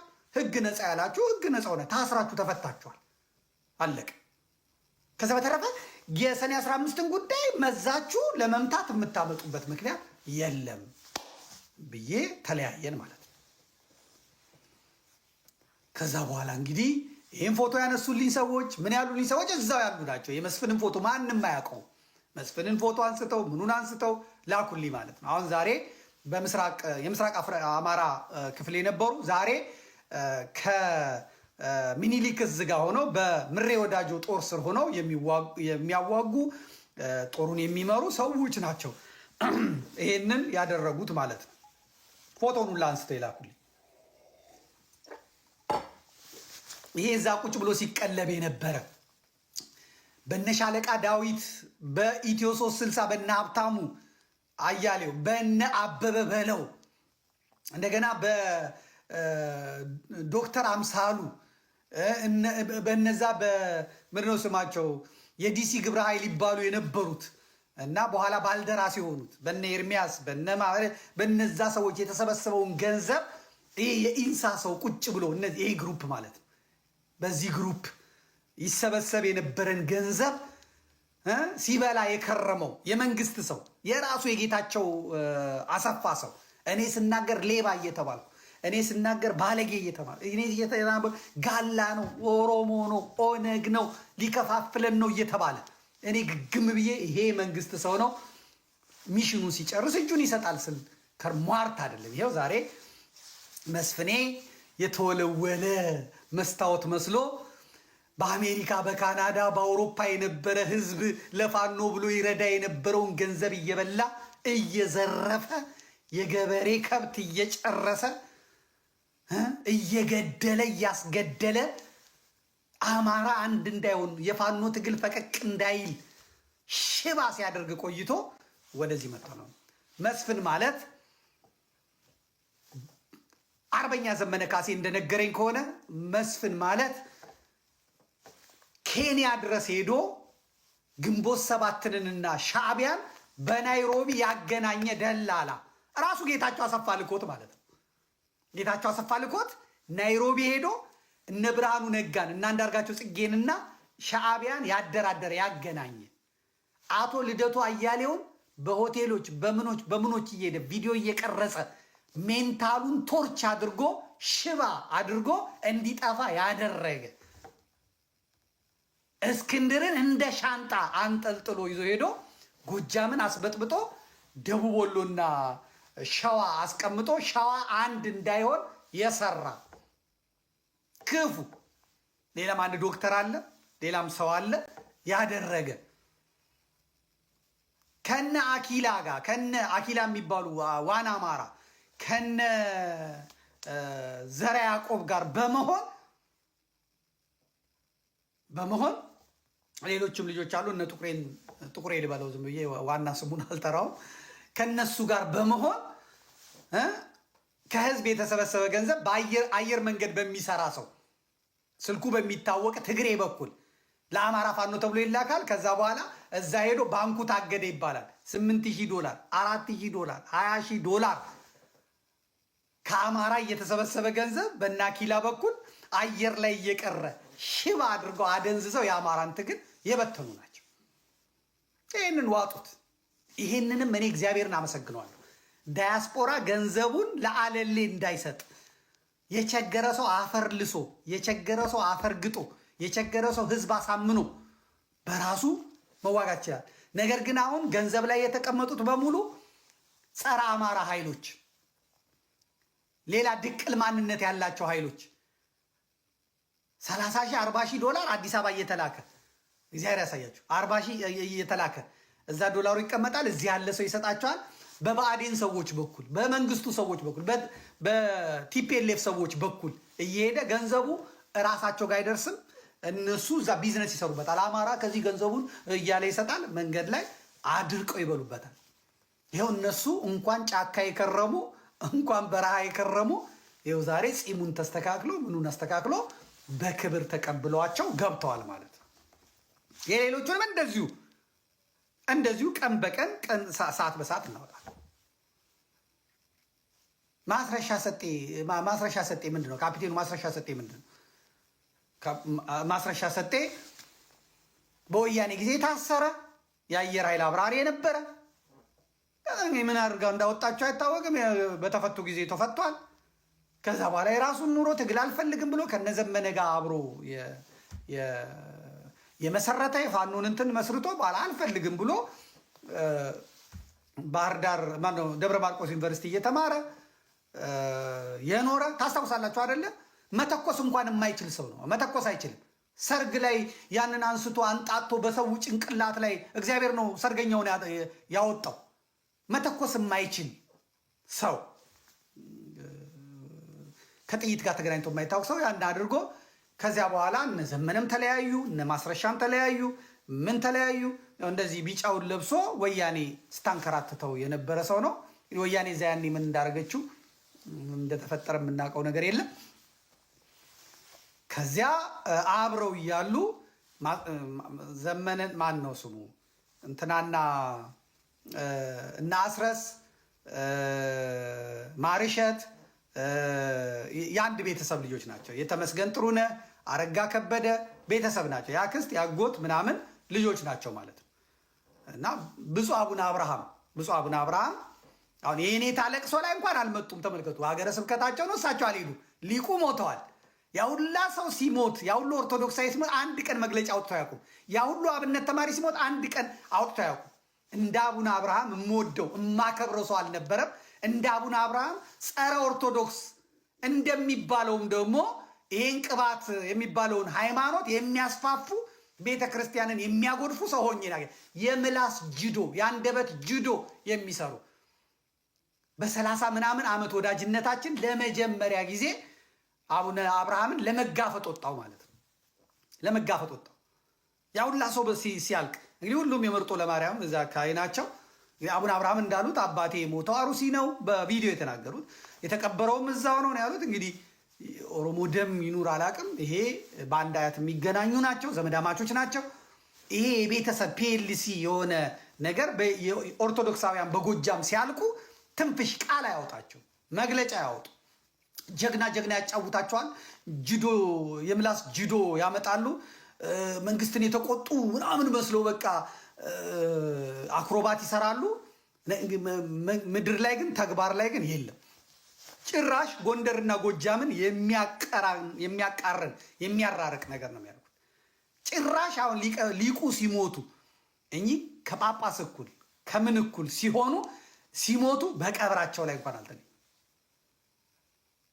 አቡነ ቶማስ በቅባት አቡነ ማርቆስ እነዚህ ጎጃም ላይ ቅባት የሚባል ሃይማኖት መስርተው ኦርቶዶክስን መዋጥ የሚፈልጉት አልተገኙም። ስለ እውነት አልተገኙም። ቀብራቸው ላይ አልተገኙም። የተገኙት አቡነ ዘካርያስ ናቸው። አቡነ ዘካርያስ ደግሞ በሃይማኖታቸው በኦርቶዶክሳዊነታቸው የተመሰከረላቸው የአብነት ተማሪዎች እንኳን ሲያዙ ለመንግስት ደብዳቤ ጽፈው በአስቸኳይ ፍቷቸው ብለው አጨዳ ላይ ያሉ የእንትኖች ሲታሰሩ ማለት ነው። አሁንም ሄደው ፀሐይና ሊቃውንት ሲጠፉ ማልቀስ አለብን ብለው አልቅሰው ነው ሄዱት።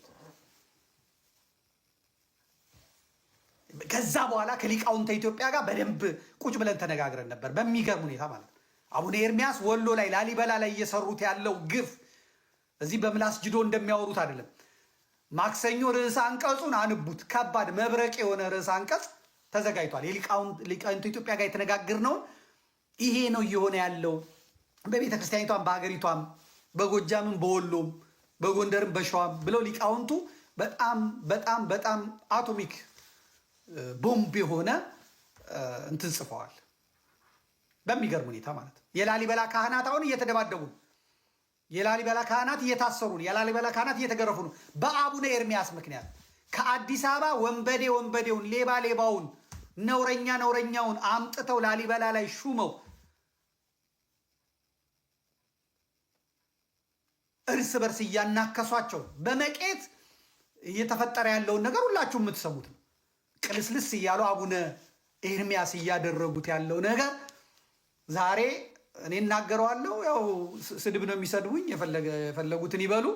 ነገር ግን ማክሰኞ በርዕሰ አንቀጽ ከዛም ትንተና ካስፈለገው ደግሞ በድምፅና ለሌሎችን በሚጠቅም መልኩ የማክሰኞ ነው ደግሞ ቀደም ብዬ እንደውም በድምፅ ተቀድቼ በቴሌቪዥኑ ላለቅላችኋለሁ ማለት ነው። ከባድ ነገር። ይሄ ፋሚሊ ነው፣ ይሄ ቤተሰብ ልክ በሸዋ ላይ የምዕራብ ሸዋዎቹ ናቸው። እነ ታከለ ኡማ፣ እነ ሽመልስ አብዲሳ፣ እራሱ አብይ አህመድም የምዕራብ ሸዋ ነኝ ነው የሚለው። አዲስ ዓለም ኖር ያለው ነው የሚለው። በእናቴ እዛ ኖራለች ነው የሚለው። የምዕራብ ሸዋ ነው። እና አዳነች አቤቤ ከዚህ ከቡራዩ ነው ወደ አሩሲ የሄድ ነው ምዕራብ ሸዋ ነን የሚሉት። እና አቡነ ሳዊሮስ በአጠቃላይ ብቻ ምን አለፋችሁ ይሄ ምዕራብ ሸዋው ኢምፓየር ልክ እንደ አድዋው የአቦይ ስብሃት ቤተሰብ ነው ማለት ነው። ልክ እንደ አቦይ ስብሃት ልክ ይሄም ደግሞ በጎጃም ይሄ በተቃዋሚም ቦታ በአዴንም የመንግስት ባለስልጣን ቦታ ያሉ ሰዎች ናቸው፣ ቤተሰብ ናቸው እንዳለ። እዚህ ማስረሻን ከጎጃም አስወጡትና የተወሰዱት ደቡብ ጎንደርና ደቡብ ወሎ እንዲቀመጥ አደረጉት። እነማ እና አስረስ ያጎታቸውን ልጅ ማለት ነው፣ ወይም ያክስታቸውን ልጅ። እዛ እንግዲህ እነ ተመስገን ጥሩነህ እነማ መመሪያ ይሰጣሉ። ከዛ በኋላ እሱ ማስረሻ ከደቡብ ወሎ ወደ ጎጃም የሚገባ መኪና ቀረጥ ይቀርጣል። በአይሱዙ 15,000 ብር፣ በሲኖትራክ 30,000 ብር፣ በሚኒባስ 10,000 ብር እየቀረጠ 20 አጃቢ ከአማራ አድማ ብተና ተመድቦለታል። ከዛ እዛ ቁጭ ብሎ ሲበላ ሲጠጣ ደግሞ መድኃኒት ይወስዳል። ሲያልቅበት ከጤና ጥበቃ ይልኩለታል እና አልማዝ ማነው ስሟ መቅደስ ዳባ ይልኩለታል። መድኃኒቱን እየወሰደ ቢራውን እየጠጣ ሰንጋውን እየበላ ነው የተቀመጠው። ተኩስ ላይ ተሳትፎ ውጊያ ላይ ተሳትፎ አያውቅም። ምን በወጣውና እዛ በመቀመጥ ግን ነገር በመስራት ከጎንደሩ በአዴን ጋር ከነጌታ አስራደ ጋር ከነሲ ማነው ኢያሱ ጋር ፕሮፌሰር ኢያሱ ጋር ረዳት ፕሮፌሰር ደረጀን ራሷ አነህልሎት አደንዝዘውት ከነ ሰለሞን አፍቃሪ ገንዘብ ነው የሰለሞን አጠና የሚባል ገንዘብ ላይ ሲዝረከረክ ለሃጩን ሲያዝረበርብ የሚውል ሰው እስክንድርንም ገንዘብ ከሰጠኝ ባንዴ ነው መበትናቸው፣ ቶሎ ገንዘቡ ይለቀቅልን፣ አሜሪካ ያለው ገንዘብ በማለት ማለት ነው። ሲያምስ ከከረመ በኋላ እንዳልኳችሁ ወሎ ጠንካራ ኃይል፣ ጠንካራ አደረጃጀት ፈጠረ። ኮሎኔሎች፣ መቶ አለቃዎች፣ የጦር አዋጊዎች ወደ የት ገቡ? ወደ ወሎ ቤተ አማራ ገቡ። ስለዚህ የወሎ ከመንግስት ከአገዛዙ ጋር የሚያደርጉት ጦርነት የተጠና ወታደራዊ ስትራቴጂ ያለው በባለሙያ የሚመራ የ30 ዓመት የ40 ዓመት የማዋጋት ልምድ ያላቸው ጸረ ሽምቅም ቢሆን እንዴት መዋጋት እንዳለባቸው በአነስተኛ የሰው ኃይል እንዴት ከባድ ድል ማድረግ እንደሚያዝ ይህንን ሁላ በተጠና መልኩ እንደገና የተፈጥሮ አቀማመጡን ጂኦግራፊውን አጥንተው ካርታ የሚያነቡ ሰዎች አሏቸው። በዛ እየተረዱ ነው የሚሰሩት። ሩሲያ የሰለጠነ እነ አኪላ ያሳደዱት ስሙን ያጠፉት እነ ዋና አማራ ዘርዓ ያዕቆብ የዘመቱበት ሩሲያ ሄዶ የተማረ እነ ሀብታሙ አያሌው የዘመቱበት ሌሎቹ መከራ ያበሉት ታላላቅ ሰዎች የሚያውቁት ሰው የሚገርም ልጅ እሱም ካርታ ያነባል። ኢንተርኔት አለው፣ ምን አለው፣ በሳተላይት ያነብላቸዋል። በዚህ በኩል መጥተውላቸዋል፣ በዚህ በኩል ሄደውባቸዋል ይላቸዋል። እንትናቸውን አንስቶ ኔትወርክ ከሰራላቸው ይልክላቸዋል። በዚህ ጀርባ የመንግስት ኃይል አለ፣ በዚህ በኩል የአማራ ኃይል አለ ይላቸዋል። እነዚህ ቦታ ተቀምጠው በእውቀት የሚዋጉ ልጆች በመምጣታቸው ደቡብ ወሎ ውስጥ ምንም አይነት ኃይል እንዳይኖር አደረገ። ስለዚህ የሸዋውም የነ ማነው ስሙ የነ መከታውም ጦር የወሎውን ገፍቶ መምጣት ሲያይ እየፈራ እየደነገጠ መጣ ማለት ነው። ምክንያቱም እነ መከታውን ያደራጁት ዲሽቃ ሰጥተው ክላሽ ሰጥተው ያደራጁት ተዋጊ ሰጥተው ያደራጁት ጎንደሮችና የነ ባዬ ጎንደሮችና ወሎዎች ናቸው። እነ ድርሳን እነ ምሬ ወዳጆ ናቸው እና አበበ ናቸው ያደራጇቸው። የነ መከታውንም ጦር ቢሆን ማለት ነው። ለምሳሌ የመከታው ዋናው የጦሩ አዛዥ ጎንደሬ ነው። የጎንደር ልጅ ነው። ጎንደር ተወላጅ ነው። ስለዚህ እነ መከታውን ፍሬም መያዝ ሲጀምሩ ይሄኛው አሁን መውጫዬ አሁን ነው ብሎ ለመውጣት ፈለገ ማለት ነው። እንግዲህ ሀብታሙ አያሌው አይታችሁታል። ባለፈው አረቄ ሰካራም የአረቄውን የሚጠጣ አምጥቶ እንትናን ማን ነው ባለ ሀብቱን ወርቁ አይተ ነው የሚባለውን ለመስደብ ሲፈልግ ይህንን ትግሉ ውስጥ አረቄ ሲጠጣ የነበረ ሰው አመጣለ። ይሄ አረቄ የሚጠጣው ሰው ከጎጃም ወጥቶ ልክ የእስክንድር አገልጋይ ሲሆን ጀግና ሲያጫውተው ከረመ። ሁሉንም ካዳቸው እሱ ማለት ነው። እኛ ስንሰደብ የነበርን ሰዎች ጸናን። አይታችኋል። አልማዝ ባለጭራዋ እንኳን እጅ አይሰጥም፣ ጀግና ነው፣ የበላይ ዘለቀ ዘር ነው አለች። እሷ አገው ኦሮሞ ናት።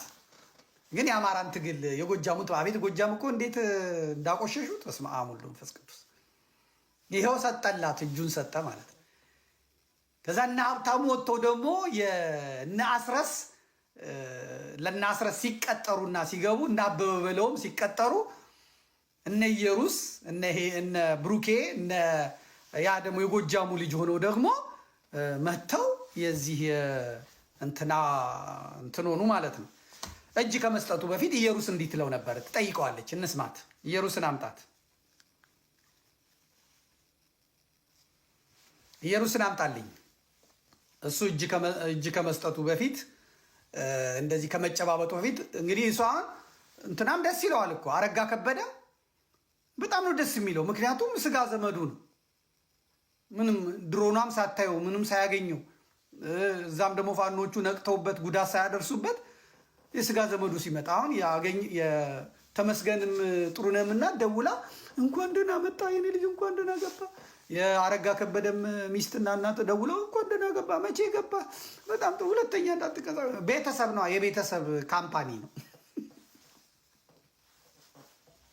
ወይ አማራ ጋጡት እኮ ተመልክት፣ እንዴት አምሮበት እንደመጣ ሸበላ ሆኖ። እግዚአብሔር ስራ ቢሰራ የመንግስት ስራ ቢሰራ እንኳን እንደዚህ አያምርበትም፣ ቢነግድ አያምርበትም። እንስማት። ጄሪ እንግዲህ እነ ጄሪ አሁን የሚመሩት በወንድማችን ነው፣ በጋዜጠኛ እንትና ነው የሚመሩት። እኚህ ደግሞ የደቡቡ ልጅ አለ፣ ማን ነው ስሙ? የኢሳት የነበረው እሱም አለ። በጣም ወዳጄ ነው በእውነት። እንዴት እዚህ ግሩፕ ውስጥ እንደገባ አላውቅም። ያው ኢትዮጵያኒስት በሚለው እንትን መሰለኝ የገባው እና ጌጥዬ ያው አሁን ኢትዮ 360 ተቆጣጥሯል። ያው ጎጃ አይደለ ጎጃም የደጀን ልጅ ነው። ስለዚህ ኢየሩስም እንግዲህ ምን እንደሆነች አላውቅም። ተክለ ጻድቅ አማራ ወይ እንግዲህ ጉራ ወይ ጎጃም ልትሆን ትችላለች፣ አላውቅም። እንስማቸው። ጨዋታው እንደዛ ስለሆነ ነው የማወራው። አንተ ዋናው ነገር ያለበት ሁኔታ እስኪ አይደለም። ያው እስኪ እንግዲህ ኮሎኔ እየተንቀሳቀሰ ይመስለኛል። ከእሱ ጋር እሱ የተወሰነውን ነገር ይቀርፈዋል እንጂ ትንሽ ስጋት አለው። እነዚህኞች የነጅሳን ኃይልም ያው ከወሎ መውጣት የለበትም በሚል እየፈለገኝ ነው ብሎኛል። መንግስትም ደግሞ በዚያው ልክ አጋጣሚ እነሱን መጠቀም ፈልገዋል። መንግስትም በዚህ አጋጣሚ ለመያዝ ፍላጎት እንዳለው ነው እየሰሙ ያለሁት እና ትንሽ ነገሮች በእንትን ለእርጋታ ማየት ታለፋሉ። ችግር ያው እንዴት ታደርጊያለሽ? እንዴት ከወያኔ ጋር እንዴት ተብሎ ይሰራል? ወያኔን ወደ ስልጣን ለመመለስ ከሆነ መጀመሪያ ለምን ትግሉስ ማድረግ አስፈለገ? እሱን እኮ ነው ወይ ተከራክረው ማሸነፍ ነው። እኔ በግልጽ ነው ለስራ አስፈጻሚውም እንትን የሶስቱ እዝ ስራ አስፈጻሚ ባለበት የእዝ አመራር ባለበት ነው ክርክሩንም የተነሳው አጀንዳውም የቀረበው እዚያ ላይ ሁሉም ተረድተው ነው። እንዴት ወያኔን ከህወሓት ጋር እንዴት ልንሰራ እንችላለን? ብልጽግናን ማሸነፍም ቢሆን ብልጽግናንም ካሸነፍን በኋላ የምንፈጥረው መንግስት ላይ እኮ ካሁኑ ማሰብ ያስፈልጋል። ወያኔ እንዴት መልሰን 4 ኪሎ እናስገባት ይባላል። ጥይት ለማግኘት ጥያቄያችንን አሳልፈን እንደ ምናምን ነገር ብዬ እንትን አልኩ። ሁሉም በዚያው ላይ ነበር ሀሳብ ሲሰጥ የነበረው እና ትንሽ ልጁ ዝም ብሎ ያው ልጅነትም ስላለበት ነው። ይሄ ፌስቡክ ምናምን ስም ይሰቅላል። ያለ ችሎታው ያለሆነ እንትና መከታ እሱ ነው ዋናው የውሳኔ ባለቤት ማለት። ወደዚህ ውሳኔ ሊያደርስ የቻለበት ምክንያት ምንድን ነው ብሎ አስቀመጠ። ያው እንግዲህ ወያኔ የምትል ወያኔን ጠልተን ብልጽግና እንድንወድ ነው። የብልጽግና ሰርጎ ገብ ጋር አለህበት ማስረጃ አምጡ። እንደዚህ ካላችሁ አንድ ማስረጃ አምጡ። እኔ እንደዚህ አይነት ታሪክ ውስጥ የለውበትም። አለን ካላችሁ ደግሞ ሀሜት አይደለም አምጡት ምናምና እና ያው በዚያ ነው እንትን ያለው። ዞሮ ዞሮ ትክክል አይደሉም። ዋጋም ያስከፍላቸዋል ብዬ አስባለሁ። ድርጅቱ 2-3 ሰው እንትን የሚለው አይደለም። እንዴት ስንት ዋጋ የከፈልኩበትን ድርጅት ጭራሽ ከአባልነት እነሱ ናቸው ያወጡኝ እና አባልነቴን ደግሞ እንዲህ ብሎ አለ እንዴ እንደዚያ በጎን በኩል የሚመጡት እንትኖች ተደራድሮ ጨርሷል፣ ለመንግስቶቹ ሊሰጥ ነው ምናምን የሚሉ ነገሮች ነበሩ። እስካሁን ማን ይዞኝ ነው ማለት የኔ ጥያቄ ምንድነው? ከዛ በፊት አሁን ትናንትና አባረናቸዋል ከማለታቸው በፊት አስቀድሞ እናንተን ያነጋገሯችሁ የተካሄዱ ውይይቶች አሉ? ለምሳሌ እናንተን ለመጠየቅና ትክክል አረጋችኋል አላረጋችሁም የሚል ነገር የመስፍንን ባነሳለሽ አምና የነበረ ነው። ድርጅቱ ራሳቸው ናቸው ኃላፊነቱ ነው፣ ስራው ነው። ግን ደግሞ ለአለቃው ማሳወቅ ነበረበት። ስራው ግን ስራውን የሰራ በሚል ነው ነጻ የተባለ ማለት ነው። አሁን ዛሬ የሚነሳበት መንገድ እኮ የለም። ከአመት ምናምን በኋላ አይ ያው እንትን ነው። የኔንም በተመለከተ እኔ ከህወሓት ጋር አልሰራም በሚል በተመሳሳይ ለረጅም ጊዜ ውይይቶች ላይ አቅርብ ያለው ከትናንትና በፊትም ይሄ ውሳኔ ሊወስኑ ከአንድ ቀን በፊት እስከ 11 ሰዓት ድረስ ክርክሩም ደግሞ ከህወሓት ጋር ሆነን የምናስመልሰው የአማራ ጥያቄ አለ ወይ ካለ እንሄድ። በእኔ እምነት ግን ከዚህ የረከሰ ቡድን ጋር ህገ መንግስቱን ያረቀቀ ፌዴራል ስርዓቱን ያረቀቀ የኢትዮጵያን በብሔር ፌዴራሊዝም ወጥሮ ችግር ውስጥ የከተተ ይህንን ቡድን ዋጋለሁ እንጂ በታምር የእሱ አጋር አልሆንም። ጥይቱም ዲሽቃውም ሁሉም ይቅርብኝ ነው የኔ እንትን። ከዚያ በኋላ እንግዲህ ለመምታት ሞከሩ፣ አመለጥኩ። እንግዲህ ከአባልነትም ከእንትንም ሰርዘናል ነው ምናምን ብሎ አወጡ አሉኝና ፍላጎቱ ማስወገድ ነበር። ይህንን አጀንዳ የሰጠቻቸውም ራሱ ህወሓት ናት። በቃ ማስተር ማይንድ ማን ነው ያዋጣሉ እነሱ። እነማን ብናጠፋ እንደፈለግን መሆን እንችላለን፣ እንሸጣለን፣ እንለውጣለን ብሎ ያስባሉ። ስለዚህ አስወግዱት ነው የተባሉ። እሱን አስወግዱት፣ ኮሎኔሉን አስገድዱት ነው የተባሉ።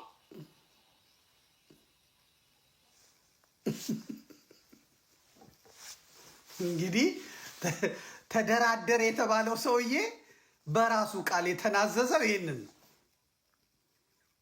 ተደራድሮ ተነጋግሮ በአፍሪካ ህብረት ምናምን ተብሎ አንድ ጥቁር ትልቅ ሰውዬና ወፍራም ሰውዬ ከዘራ ያዙ። አንዲት ደግሞ አረብ የመሰለች ሴትዮ አምጥተው አፍሪካ ህብረት ነው የተነጋገረው ምናምን ብሎ ከዘራ ያዙ ሰውዬ ያስገደዱት ይሁን ማስረሻ ጦር ሜዳ የሚይዘው ከዘራ ይሁን ወይ የሰውየው የራሱ እንደሆነ አላውቅም።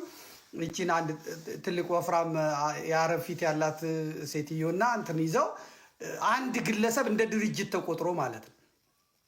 ያውም ያገዱትን ያራቁትን ያጠፉትን ሰው የሚሉትን ቢያጡ ፖለቲካ ከሰራችሁ ይሄ አይሆንም። መሬት ላይ ያለውን እውነታ አይቀይርም። መሬት ላይ ያለውን እንትን አይቀይረውም። ሳላሚ ለሀዋዲ የራሷ ጉዳይ ተዋት። የዲፒቲ ኤክስኪዩቲቭ ሴክሬታሪ ምን አገባኝን? ግን የሆነ ሴትዮ ናት፣ የሆነች የአረብ መልክ ያላት ናት፣ አፍሪካዊ መሰለችኝ። ሰውየውም ደግሞ የሆነ ሰውዬ ይመስላል ዝም ብሎ ሲመለከቱት ማለት ነው። አንድ ግለሰብ እንግዲህ የአማትና ማቾች ሁለቱ ሲፈራረሙ ቆመው በትልቁ በግዙፉ በአፍሪካ ህብረት ስም ውሸቱን ብልጽግና እነዚህን ሁሉ አለማምዶ ዓለም አቀፍ ተቋሞችን ውሸት አለማምዶ ነገ ሲመጣ እውነታው ሲገለጥ መልስ መስጠት የማይችሉትን ማለት ነው። አሁን ሲወቀሱ ትላንትና ባህር ዳር፣ ከትላንት ወዲያ ደግሞ የሆነ ቦታ ሚኒሻዎችን የፋኖ ልብስ አልብሰው ምን አልብሰው አሉ። ብቻውን የመጣ ሰውዬ እንዴት ነው አፋድ የምትሉ ሲባል አሁን ክላይ ሰጥተው ምን ሰጥተው በቃ እኛ አፋድ ነበርን ወያኔ ልትተኩስ ስትል እምቢ ብለን ነው ሻዕቢያን እንትን አሰብን እናስመልሳለን እኛ መሪያችን ማን ነው ስሙ ማስረሻ ነው ምናምን ብለው እንግዲህ ቪዲዮ እየተቀረጹ ነው አሉ። አልደረሰላቸውም። አሁን በደንብ ኤዲት ተደርጎ ነገ ምናምን ይመጣልና ነገ ወይ ዛሬ እስካሁንም ለቀውት ከሆነ አላውቅም። አንድ ግለሰብ ድርጅት ሆኖ ማለት ነው። እኔ እንደዚህ ስላልኩ ነው ሊገሉ ይፈልገው እስካሁንስ እጅን ሰጥታል አልሰጠውም እኔ ምናምን ትላለች። እነዚህ ህዝብ ሲያደነዝዙ የነበሩ ሚዲያዎች ፍላጎታቸው የማይታወቅ መተንበይ የማይችሉ ቅጥረኞች በአማራ ህዝብ ቁማር የሚጫወቱ ትግሉ በትክክል ከሄደ ያስገድዳል። ካስገደደ ደግሞ እጅ ይጠመዝዛል። እጅ ከጠመዘዘ ደግሞ መንግስት መጥቶ በጠረጴዛው ዙር ቁጭ ብሎ ይዳላል። ዋናው ኃይልህ ነው። ዋናው አቅምህ ነው። ዋናው ዓላማ አማራ የተነሳበት ዓላማ ነው። አማራ በምንድን ነው የተነሳው? ተጎድቻለሁ፣ ተገፍቻለሁ፣ ከኢኮኖሚም ከሀገረ መንግስትም ርቄያለሁ፣ መማር መስራት አልቻልኩም፣ ዜጎቼ እየተገደሉ ነው፣ በሀገሬ ውስጥ ሁለተኛ አይደለም ሶስተኛ አይደለም አራተኛ ዜጋ አልሆንኩም፣ ተገፍቻለሁ፣ አዲስ አበባ መግባት አልቻልኩም፣ እኔን አማራ የሚባል ነገድ መግደል ማሰር እንደ ጽድቅ እየተቆጠረ ነው። ስለዚህ ዘሬ ከመጥፋቱ በፊት ማንም ሊደርስልኝ ስላልቻለ እኔ ለራሴ ከሞትኩም የክብር ሞት ልሙት ብሎ ነው የተነሳው። መጀመሪያ ምን አባቱ ያመጣል ተባለ። በ3 ሳምንት ሱሪውን አስወልቀን ልክ እናገባዋለን ተባለ። አማራ አምላኩ ረዳው። ዛሬ ምን አለ ብትገቡ ምን አለ እንነጋገር ብሏል። አሁን ኬንያ የሄዱ ልጆች አሉ፣ ከጎጃም ኬንያ የሄዱ አሉ ሊደራደሩ። እኔ ስማቸውን አላወጣም። አሁን ጎጃም ያለው ጦር እንዳትዋጋ ተብሎ ከተማዎች ተይዘዋል። ስለ እውነት ነው የምነግራችሁ፣ እናገራለሁ። አሁን ሰራዊቱ መዋጋት ይፈልጋል። እገሌና እገሌ ለድርድር ውጭ ስለወጡ እነሱ እስኪመጡ ድረስ እንዳትዋጉ ተብሎ መከላከያ የገጠር ቀበሌውን ላይ የያዘ ነው ጎጃም።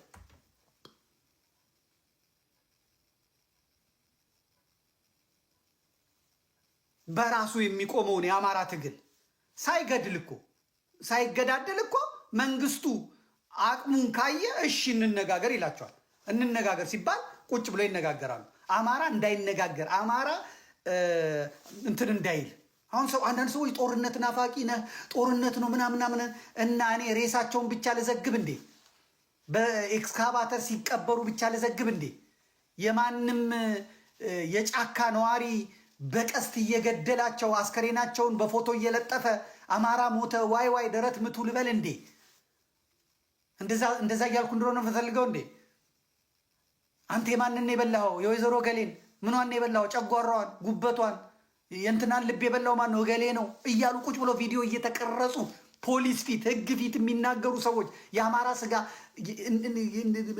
የሰው ስጋ እየተበላ ነው እያልኩ ይህን እንድናገር ነው እንዴ የምትፈልገው? በቃ ይሙቱ፣ ችግር የለውም። በላያቸው ላይ አስከሬናቸው መቃብራቸው ፀሐይ እንዳይመታው ዝናብ እንዳይመታው ችግኝን ተክልላቸዋለን እያለ የሚቀባጥር የሰባተኛ ክፍል አረመኔ መርደረር የሆነ ሰው እሱ የሚናገረውን እያወራው ልኑር እንዴ? እኔ እያረኩ ያለሁት ራስን ተከላከል፣ ከሞትክም የክብር ሞት ሙት፣ የክብር ሞት ሙት። የሚገልህን ገለህ፣ የሚወጋህን ወግተህ፣ ዘርህን የሚያጠፋ ዘሩን አጥፍተህ ሙት ነው ያልኩት እኔ። በቃ ራስን ተከላከል። ሚስት ፊት የሚደፍርን ልጅህን የሚደፍረውን የሚያርደውን የሚጠብቅህ ከለላ ህግ የሚሰጥህ ጠባቂ ከሌለ ራስህን ጠብቅ። በድንጋይ በእንጨት በመሳሪያ ባገኘው ተፋለጥ። እንደ ድመቱን ድመት በር ተዘግቶባት ስትቀጠቀጥ መውጫ ስጣጣ ግድግዳ በርቅሳ ሰውየውን ገንጥላ ትወጣለች። የሌለ ኃይል ታመጣለች። የድመት ያህል ይሰማህ፣ ትከበራለህ፣ ያኔ ትፈራለህ። ያኔ ቤተሰብህን አጋድሞ ያረደህን ረደው፣ በቃ ረደው። ምን ቀላል እኮ ነገር ነው። ምንም እውነት ነው። ግንባሩን ቤተሰብህን ፊትህ የዘረረውን እግዚአብሔር ያውቃል። ስንሞት እንበዛለን አትበለው፣ ግንባሩን በለው ነው ያልኩት። ይሄ የሚያስቀስፈኝ ከሆነ እናገራለሁ። በየትኛውም ቦታ ለመጠየቅ ዝግጁ ነኝ። አንድ ሰው ሄዳችሁ ንጹሐን ግደሉ፣ አንድ ሰው ሄዳችሁ ንጹሐን ዝረፉ አላልኩ፣ አልልም። ህሊናዬም አይምሮዬም አስተዳደጌም ምንም አይፈቅድም። የአማራን ሞት አልዘግብም፣ በቃ ለቅሷቸውን አልዘግብም። ያንን በማድረግ አማራ በመነሳቱ ይነስም ይብዛም በወለጋ ተከብሯል። ይነስም ይብዛም በአማራ ክልል እየጣለ እየማረከ ለዓለም አቀፍ ቀይ መስቀል እያሳየ ታላቅነቱን መቻሉን አሳይቶ ሽባ አድርጎ ነው ያለው። አማራ አሸንፏል። አማራ ለእኔ አሸንፏል። አሁን አማራ ላይ አፉን የሚከፍት አክቲቪስት አለ? አሁን አማራ ላይ አፉን የሚከፍት የብልጽግና ሰው አለ? የለም። ወንድሞቻችን መባል ተጀምሯል። ወንድሞቻችን ያስባላቸው ጀግንነታቸው ነው፣ ሱሪ መታጠቃቸው ነው፣ መመከታቸው ነው። አሩሲ አሁን ጠብቁ፣ ጥቂት ቀን ብቻ ጠብቁ፣ ጥቂት ቀን ጠብቁ። ምክንያቱም እየሰበሰበ እያጋደመ ማረድ የለም። ተመልከቱ፣ አሁን አንድ ፎቶ ተመልከቱ። በቃ መንግስት የለም፣ ጠያቂ የላቸውም። አማራን መግደል፣ ኦርቶዶክስን መግደል በዛ ሀገር የተፈቀደ ነው። ለኦሮሞ እስላሞች የተፈቀደ ነው። ለኦሮሞ ጴንጤዎች የተፈቀደ ነው። ለኦሮሞ ዋቂ ፈታዎች የተፈቀደ ነው። የኦሮሞ ኦርቶዶክስ፣ የአማራ ኦርቶዶክስ አማራ የሆነ ይገደላል። በቃ ተመልከቱ። እንደ ዕቃ ደርድሮ ይገላል፣ እንደ ዕቃ ደርድሮ ያርዳል። ሽመልስ አብዲሳ ደስ ነው የሚለው፣ አብይ አህመድ ጮቤ ነው የሚረግጠው፣ ዳንኤል ክብረት ሰክሮ ነው የሚያድረው በደስታ ናላው ዞሮ። ስለዚህ ይህንን ህዝብ አሁን እንዲህ ተኝተህ ከምትገደል፣ እንዲህ ተኝተህ ከምትታረድ፣ አራጅህን መክተህ ግንባሩን ብለህ በቃ ቢያንስ እኮ ሁሉም ሰው አይሞትም። 2 ሰው ቢሞት 50-60 ሰው ይተርፋል። 50-60ውም ሰው እንዴት እጁን አንከርፍፎ ይታረዳል? እንዴት ይታረዳል? ጳጳሱ አይጮህልም። አሁን አሩሲዎች አነጋግረውኛል። ዘመዴ እንደዚህ ምናምን የወለጋዎቹን የነገርኳቸው ማንም አባህ አይደርስልህም። አቡነ ያሬድ ብትታረድ ደንተው አይደለም። ሲኖዶሱ ብትታረድ ደንተው አይደለም። ሲኖዶሱ የሚመጣው በህይወት ተርፋችሁ አስራት በኩራታችሁን እንዲለቅም እንዲበላ ገንዘባችሁን፣ ወተታችሁን፣ ስንዴያችሁን ነው የሚፈልገው። አይደርስልህም። ውጭ ያለውም ሰው አይደርስልህም። ዩቲዩበሩ ሰበር ዜና በአሩሲ ዛሬ ተገደሉ፣ ዛሬም ወንድሞቻችን ታገቱ፣ ሳብስክራይበር ነው የሚለቅምብህ ያልኳቸው እንደዚህ ነው። የሚጠብቃችሁ የለም። አዎ ቸግሯችኋል አይደል? አዎ ሰማይ ውጣ ምድር ውረድ ተራራ ፈንቅል የችግር መፍትሄ አንተ እጅ ነው ያለው። በብላሽ እየሞታችሁ አይደለ? አዎ ከተስማማችሁ ሙቱ፣ ቀጥሉ። አልተስማማችሁም? አዎ አውጡ። እንኳን በጥንካሬ እንኳን ራስን ለማዳን ይቅርና ሰነፎች እንኳን ቴክኖሎጂ መስርተዋል። ለምሳሌ ቴሌቪዥን የመሰረተው ሰውዬ የሆነ ሰነፍ ነው። እዛ ጋር የሚደረገውን ፕሮግራም በዚህ በኩል ላሉትም ላሳይ ብሎ ነው እየሄደ ከሚነግር።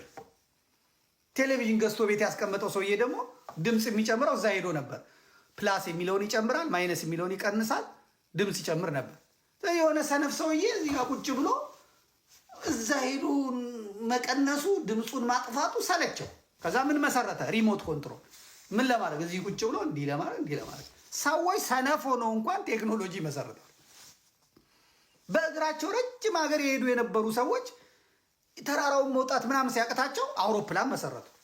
በቃ 2-3 ዓመት ይፈጅባቸው የነበረውን 10 ዓመት ይፈጅባቸው ሰነፎቹ ለምንድን ነው እንደዚህ በአንድ የሰንጥቀን ማን መሰረቱ? በፈረስ መናጥ መባል የሰለቻቸው ሰነፎች ለምንድን ነው እንደዚህ የምናደርገው? መኪና መሰረቱ። አለቀ። እንደዛ ነው። ሰነፎች እንኳን ለዓለም የሚጠቅም ቴክኖሎጂ ሲመሰርቱ እና ሰርቫይቭ የሚያደርጉበት ደግሞ ብዙ ነገር ሲመሰርቱ ሰነፍ የሆኑ ሰዎች እውነቴን እኮ ነው የምነግራቸው። አሁን ብዙ ሰው ይስቃል እዚህ ቲክቶክ ላይ እየሳቀ ነው። እውነቴን ነው። ቴሌቪዥንን የመሰረተው ሰውዬ የፈለሰፈው ሰውዬ በቃ ቴሌቪዥን የፈለሰፈው እንጂ ሪሞት ኮንትሮል አልፈለሰፈም። ስለዚህ ቴሌቪዥን የገዙ ሰዎች ከፈቱ። ድምፅ ሲጨምር ቀንሱ ሲባል ግር ብሎ ሄደው ተክ አድርገው ይቀንሳሉ። ጨምሩ ሲባሉ ይጨምራሉ። ከዛ ደግሞ መጥቶ ስራ ውሎ መጥቶ ዜና ልስማ ብሎ ከፍቶ እንቅልፉ ታገለው። ስለዚህ ተነስቶ እንዳያጠፋው ይጮህበታል። ሙዚቃው አለ ምኑ አለ። ሄዱ እንደገና ከሚያጠፋ ለምን ብሎ የሰነፍ ሰውዬ እዚህ ሆኜ እንደዚህ ሪሞት ለምን ብሎ ነው የመሰረተው። በቃ አለቀ። ምንም ጥበብ አልተፈለገም። ብዙ የሰነፍ ውጤቶች፣ ብዙ ቴክኖሎጂ፣ ብዙ የሰነፍ ሰዎች ውጤቶች አሉ። ስለዚህ አሩሲ ያለውም እዛ ጸጋዬ ብቻ እየዘገበለት፣ እዛ እነ ቴዶ ዘሩፋይል እየጮሁለት፣ እዛ እነ የቀድሞ ፓስተር ቢኒያም እየለፈለፉለት አንድ ፍንቅቻ አይልም። ስለዚህ አልኳቸው በቀደም ተሰብስበው እንዳ የአሩሲ እንትኖች በሙሉ ሲነግሩ በቀደም የወለጋውን ነገርኳቸው። ወለጋዎች እንፈልግሃለን እባክህ ዘመዴ፣ እኔ ቤተክርስቲያን ሳሰራ ስላዩኝ ምን ስላዩኝ እባክህን ዘመዴ እንደው መሳሪያ ብናገኝ፣ እንደው ጥይት ብናገኝ፣ እንደው የሚያደራጀን ብናገኝ፣ ትንሽ ገንዘብ ብናገኝ ምናምን ነው። ግድ የለም ፈልጋችሁ ነው። አዎ በቃ ተሰብስባችሁ እንትን በሉ። እሺ ተሰበሰቡና ይኸው ሁሉ ተሰብስቧል፣ ንገረን አሉ። ምን ፈልጋችሁ ነው? ጥይት እንደዚህ ምናምን ዶላር እንደዚህ ተሰብስቦ ይመጣልን ብንገዛ ምናምን። ስንት ትሆናላችሁ? በሚሊዮን ነው የሚቆጠሩት። እንግዲህ ይወቁ። ኧረ እዛ አካባቢ ያላችሁት አሁን ስጋት ላይ ያላችሁ ስንት ናችሁ? 200-300 ነን። እና መሳሪያ ያላችሁ? አዎ ስንት? ይሄን ያህል መሳሪያ አለ። እዛ አካባቢያችሁ ውትድርና የሰለጠነ ምን ያለ አረ ሞልቷል። ስለዚህ አሁን ምንድን ነው የፈለጋችሁ? እንደዚህ ማንም አባቱ እናንተን አይረዳም። ማንም አይረዳም። ሜዳውን የምታውቁት እናንተ፣ ተራራውን የምታውቁት እናንተ፣ መውጫውን የምታውቁትና መግቢያውን የምታውቁት እናንተ። ወለጋ ያለው እኮ መጥቶ አይወጋችሁም። የወለጋ ኦሮሞ ወለጋ ያለውን አማራ አይገድልም። እነ ሽመልስ አብዲሳ እና አብይ አህመድ ወለጋ የሚዋጋውን ሸኔም ይሁን ኦነግ ይሁን መከላከያም ይሁን የሚያመጡት ከባሌ፣ ከአሩሲ፣ ከሐረርጌ፣ ከጅማ፣ ከኢሉባቦር ነው። ምክንያቱም እዛ ወለጋ ያለው ወለጋ ላለው አማራ ተጋብቷል፣ ተዋልዷል። አይገሉም። ዘመድ ነዋ። ወለጋ ያለውን ኦሮሞ የሚያስገድሉት ከሌላ ቦታ የሚወጡ አላሁ አክበር እያለ ገነት የሚገባ በቃ እስልምናውን ያስከበረ የሚመስል ነው የሚያመጡለት። ስለዚህ ከዚህ ኃይል ጋር ስትዋጉ ማፈግፈግ ቢኖርበት መሸሽ ቢኖርበት እንኳን መሄጃ መግቢያውን አያውቀውም። እናንተ ደግሞ ጋራ ገዢ ቦታዎቹን ምኖቹን ታውቁታላችሁ። 2 ክላሽ ይበቃችኋል። እኔ ወታደር ሰው አይደለሁም። 2 ክላሽ ይበቃችኋል። ምንድነው ታቦታችሁ? ታቦታችን እከሌ ነው፣ እከሌና እከሌ። ታቦቱን ያዙ። 4,000 ምናምን እኮ ናቸው። 10,000 ይሁኑ። እምነት ካላችሁ እግዚአብሔር ካላችሁ ትወጣላችሁ። ሴቶቻችሁን ህፃናቶቻችሁን አሽሹ። ወንዶቹ ግጠሙ። ሴቶች ወንዶቻችሁ ሲሞቱ አታልቅሱ። ባሌ ጀግና ሆነ ሞተ በሉ። እግዚአብሔርን ያዙ። እግዚአብሔርን አስቀድሙ። መንግስት አልደረሰላችሁም፣ ፖሊስ አልደረሰላችሁም፣ ምን አልደረሰላችሁም፣ ግጠሟቸው፣ ገጠሟቸው። እግዚአብሔር ይስጣሉ። ሽንታም አትሁኑ ብዬ የቴዎድሮስ ልጅ ነኝ የቅዱስ ጊዮርጊስ ልጅ ነኝ የምናምን የለም። ይህንን አሕዛብ እግዚአብሔር ታላቅ ነው እያልክ አላሁ አክበር እያለ ሊገል የመጣውን እግዚአብሔር ታላቅ ነው ብለህ መክተው የገባበት ገብታችሁ ዋጋውን ስጡት አልኩኝ ማለት ነው። መቼም አልምከር። እኔ እኮ ምክር በስማ በእውነት እኔ አላቃቸውም። እግዚአብሔር ምስክሬ ነው፣ አላቃቸውም። በቃ እናቴ ይሄ ዲሽቃ የሚተኩሰውን እንዴት አሳደው እንደሚይዙት ይሄ ጫት ያደነዘዘው አንጎሉ የፈረሰ ጉልበቱ የፈረሰ እዛ ያሉትን አማራ ሰርቶ የሚበላ ገበሬ አርዶ ሊከብር የሄደውን አሳደው እንፈልጋለን አሉ። እኛው እናመሰግናለን። ስንት መሳሪያ ያገኛችሁ? ይሄን ያህል ሺህ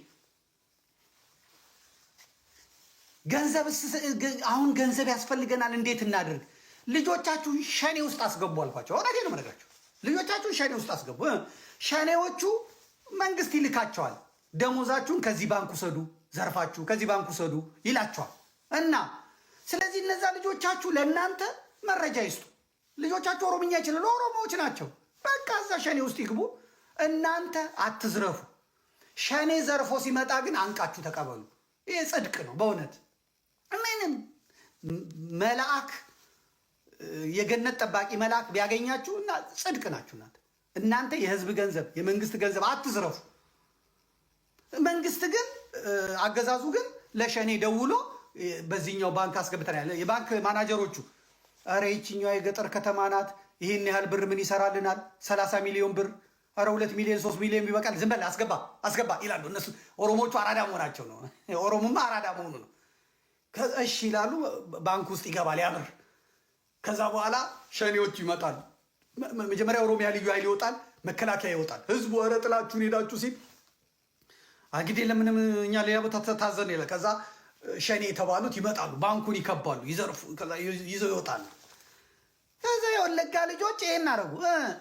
ወሰደ። ይሄ ከዚህ ወስዶ ሲሄድ እነሱ መንገድ ላይ ጠበቁ። እንካ ቅመስ፣ በአንድ ድንጋይ 2 ወፍ። ሸኔውንም እጭድ፣ ከዚያስ ገንዘቡንም ውስድ። ተደራጁ፣ ተጠራቀሙ። ስልጠና በስልጠና አለቅ።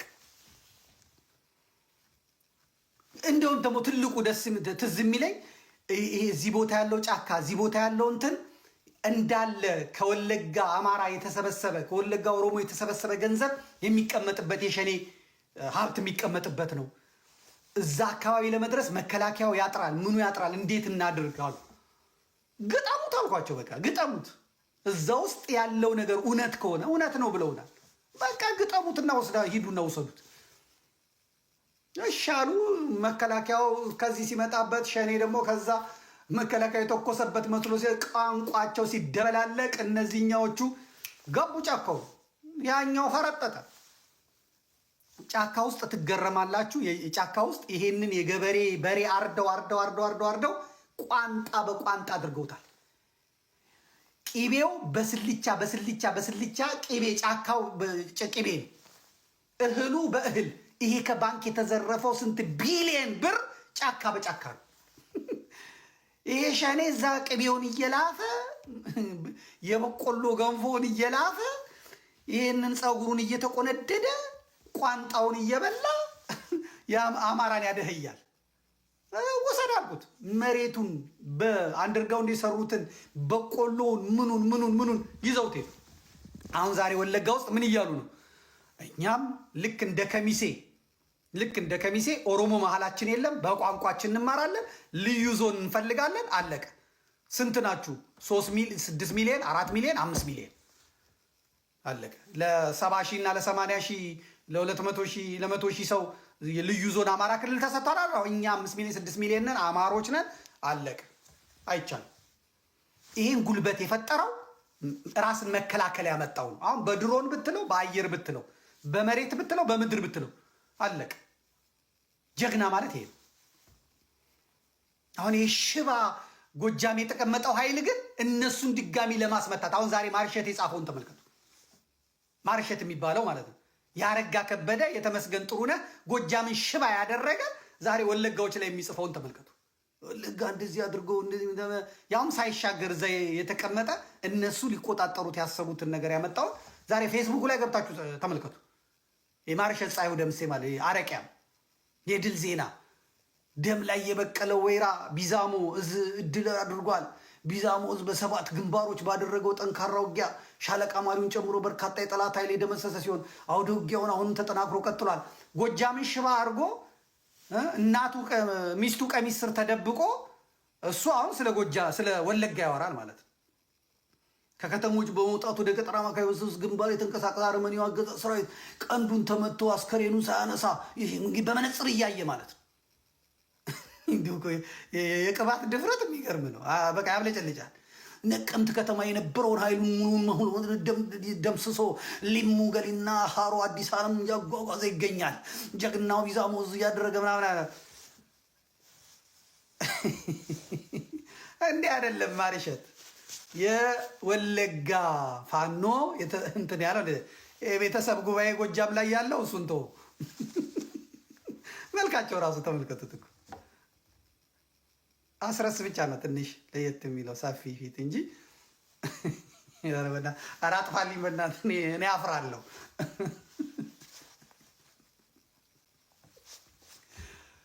ለአሩሲዎችም ይሄን ያልኳቸው አለ። እንኳን እሱ ጉራጌ ማውን ሲጨንቀው ራሱን ለማዳን እንትን ይላል። ሌላው ደግሞ ደልቶኛል ያለ ሰው እኔ አሁን ከዚህ በኋላ እኔ አዲስ አበባ እንደዚህ ሆነ፣ አዲስ አበባ ተቸገረ ምናምን አለ ሳስበው የአዲስ አበባዎችን ችግር ዝም ብሎ ውጭ ያለው ሰው ነው እንጂ የሚያጮኸው ሰው በእንባ እየገለጸ ነው። በእውነት ተስማምቶናል የመንግስታችን በእንባ እኔ የመንግስት መሬት ላይ እየሰራ ልማቱ እያለ ይሄ በጣም በእውነት እኔ አዲስ አበባን ከዚህ ቸግሮታል እንደዚህ ምናምን እኔ አልልም። በቃ አዲስ አበባ የተመቸውን አሁን ይሄ ሰውዬ ነው እስቲ አምጣ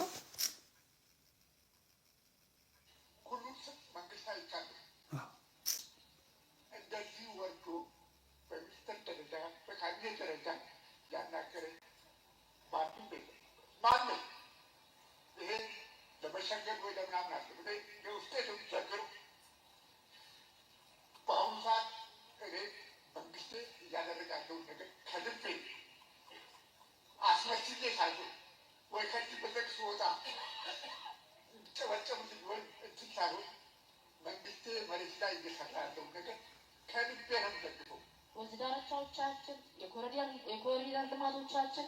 የኮሪደር ልማቶቻችን ለመዘከር ሌላ ክፍለ ከተማ ላያይ ይችላል። እኛ ትናንትና ጥቅጥቅ የነበረውን ወረዳ 6 ስናይ ዛሬ ላይ እውነትም አዲስ አበባ ብለን የምንመሰክርበት ነው ማለት ነው። ሽሮ ሜዳን ብናይ ማታ ስትወተን የሚሆን ያ ማታ ድንገት ሲሄድ እውነት እቺ የኛ ሰፈር ናት እላለሁ፣ እውነት እቺ ጉለሌ ናት እላለሁ። ስለዚህ የተሻለ ለውጥ እያየንበት ያለው ነው እና በዛው ልክ ስራዎቻችን ቅድም እህቴ እንዳለችው አብረን ተቀናጅተን ህብረተሰቡ አንድ አካል አንድ ከህብረተሰብ ከመንግስት ጋር ተጋግዞ ስለሰራ ነው ማለት ነው። ልማት የሀገር ጉዳይ ነው። ዛሬ ምንም አፕሪሼት ከማድረግ በቀር እውነትም በትክክል የመደመር ትሩፋት እውነትም ብልጽግና ትክክለኛ መንግስት አግኝተናል የሚለውን ወስድና እኛም እንደ ነዋሪ ጣትና ጥፍር በመሆን የብልጽግና ጉዟችንን እውን አድርገን እንቀጥላለን። ብልጽግና ከመምጣቱ በፊት የነበረው የስጋት ቋት የነበርንበትን እናስታውሰዋለን። ትልቅ ስጋትና ፍራቻ የነበረን ጊዜ ነበርና አሁን ደግሞ ታድለን እድልን ወደ ድል የለወጥንበት ዘመን በመሆኑ ለመግለጽ የሚከብዱ ስራዎች ብዙ ተሰርተዋል። አዲስ አበባን አስውበናል። በጣም ትልቅ ስራ ሰርተናል። የተሰሩትን ስራ እውነት ለመናገር መግለጽ ያቅታል። ምክንያቱም ዛሬ አንድ እናት ልጅን ምን ላብላው የምትል ልጇን ዩኒፎርም አልብሶ ምግብ አብልቶ ያውም በሜኖ መርጦ የውስጥ ችግር እንዳለ ሆኖ በሜኖ መርጦ ልጇ አበልቶ ሲመጣ ምን ያህል እርካታ እንደሆነ አስብ። ለምን የሚያይ ሰው ያየውን ይመሰክራል ይናገራልና። ስለዚህ ዛሬ ዓለም ብርቅና ድንቅ እያለ አይኑን አፍጥጦ እያየ እየተመለከተ ሀገርም ውስጥ ውጭ ዓለምም ሆናችሁ ያላችሁ ወገኖቻችን ኢትዮጵያውያን እባካችሁ እዩና መስክሩ፣ አይታችሁ ተናገሩ። ምስክርነት ብቻ አይደለም፣ ተባበሩ። ካልተባበራችሁ ደግሞ በርቱ በሉ፣ ጠንክሩ በሏቸው። ይህን ልና ዛሬ ሀገራችን ኢትዮጵያ ያለችበትን እድገት ሳይ ዳግም እንደተወለድኩ እቆጥረዋለሁ። ያዝልኝ እኚህን ሰውዬ ማለት ነው። ሌሎቹን ተዋቸው። እንግዲህ አሁን የደብረ አስተዳዳሪ ናቸው፣ አውቃቸዋለሁ። ሰውዬውን ዝቋላ ነው እየታረደ ያለው ህዝቡ። አዲስ አበባ ነው እየቀወሰ ያለው ህዝቡ። ግን አዲስ አበባን አልናገርም፣ አያገባኝም። አዲስ አበባ በጣም ተስማምቷቸዋል። በጣም እንትን እያሉ ናቸው ያሉት። እሳቸው በጣም እንደምታያቸው ወፍራም ናቸው። በእውነት ጸጋ ነው። በእውነት ጾም ጸሎትም ነው እንደዚህ ሆነ ድቅቅ ያደረጋቸው እና እዚህ ጋም ደግሞ ወፍረዋል። ብዙ አባቶች እዚህ ጋር ቀጠን ይላሉ፣ እዚች ጋም ቀጠን ነው የሚሉት። እኔ ብዙ ገዳማ ቅድም አይታችኋቸዋል። ቅድም ያሳዩቸው አባቶች እነዛ ያለፉት ትንሽ እዚህ ጋር መጠጥ ያሉ ናቸው። እዚህ ጋም ስስ ነው እና በጣም ማሰብ ይችላሉ። እዚህ ጋም ትንሽ እንትኑ እንደዚህ እንትን ያለ ሰው ያስባል ነው የሚባለው የምሰማው ማለት ነው። አባታችን በጣም ተመችቷቸዋል። እኛንም ምክር ሰጥተውናል እና ደሞዝ አልተቋረጠባቸውም እስካሁን በእውነት የምዕመናኑ ማለት ነው። ምክንያቱም እሳቸው አያርሱም፣ አይቆፍሩም። ይሄ ምስኪኑ ህዝብ መቶ ሙዳይ ምጽዋት ውስጥ ያስገባል። ቤቱ ፈርሷል፣ ኑሮ ተናግቶበታል። እሳቸው በወር አይቀርባቸውም። በዚህ ላይ ደግሞ ጸበል ይረጫሉ። ሄደው በረጩ ቁጥር ደግሞ 200ም 300ም ደግሞ የሀብታሞችን ነው የሚረጩት። ድሃው ጋር ምንም አይሄዱም። አይርባቸውም፣ አይጠማቸውም። ኧረ ተወኝ በእናትህ ቆይ፣ እሱን ተወኝ።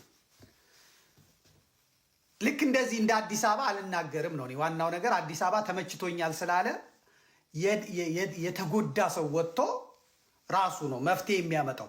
መፍትሄ ከውጭ አይመጣለትም። ውጭ ያለ ዩቲዩበር እና ቲክቶከር ምንድነው ዋና ስራው? ሰብስክራይብ ነው የሚሰበስብበት። ተመቸኝ ያለህን ሰው አልተመቸህም እንዴት ትለዋል? ያልተመቸው ሰው ኬንያን ይሆናል፣ ይጠይቃል፣ መንግስቱን ያስገድዳል።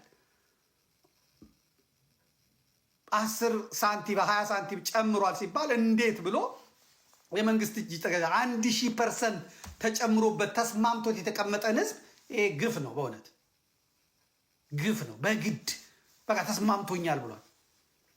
ሱቄን እየዘጋው ነው ግን ለምኜ እየበላው መብቱ ነው፣ በቃ መብቴ ነው ያለን ሰው ምን ሁን ነው የምትለው? እሱም መተው ያስፈልጋል። ስለዚህ ለአሩሲዎች የነገርኩት ምን ይሄንን ነው፣ በሉ ራሳችሁን ቻሉ፣ ማንም አይደርስላችሁም። ላይ ብትወጡ ታች ብትወርዱ የሚገጥማችሁ ምንድን ነው? አሁን ከዛ እሺ ተሰደዳችሁ፣ ምንድን ነው የሚገጥማችሁ? ቤተሰብ ይበተናል፣ ልጆቻችሁ ሴተኛ ዳር ይሆናሉ፣ ለማኝ ይሆናሉ፣ ይደፈራሉ፣ በሽተኛ ይሆናሉ። አለቅ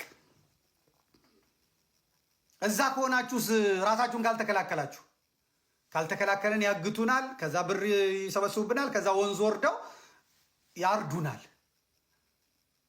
ስለዚህ መሰደዱ መጥፎ ነው። እዛ መቆየቱም እና ዝም ብሎ ያለ መከላከልም መጥፎ ነው። እንትን ይላችኋል። አዎ፣ ስለዚህ ሱሪ ታጠቁ፣ ወንድ ሽተቱ፣ አንድ ጥላችሁ ሙቱ። ደግሞ ገዳይ ፈሪ ነው። አለቀ። ገዳይ ፈሪ ነው። አለቀ። አቅመው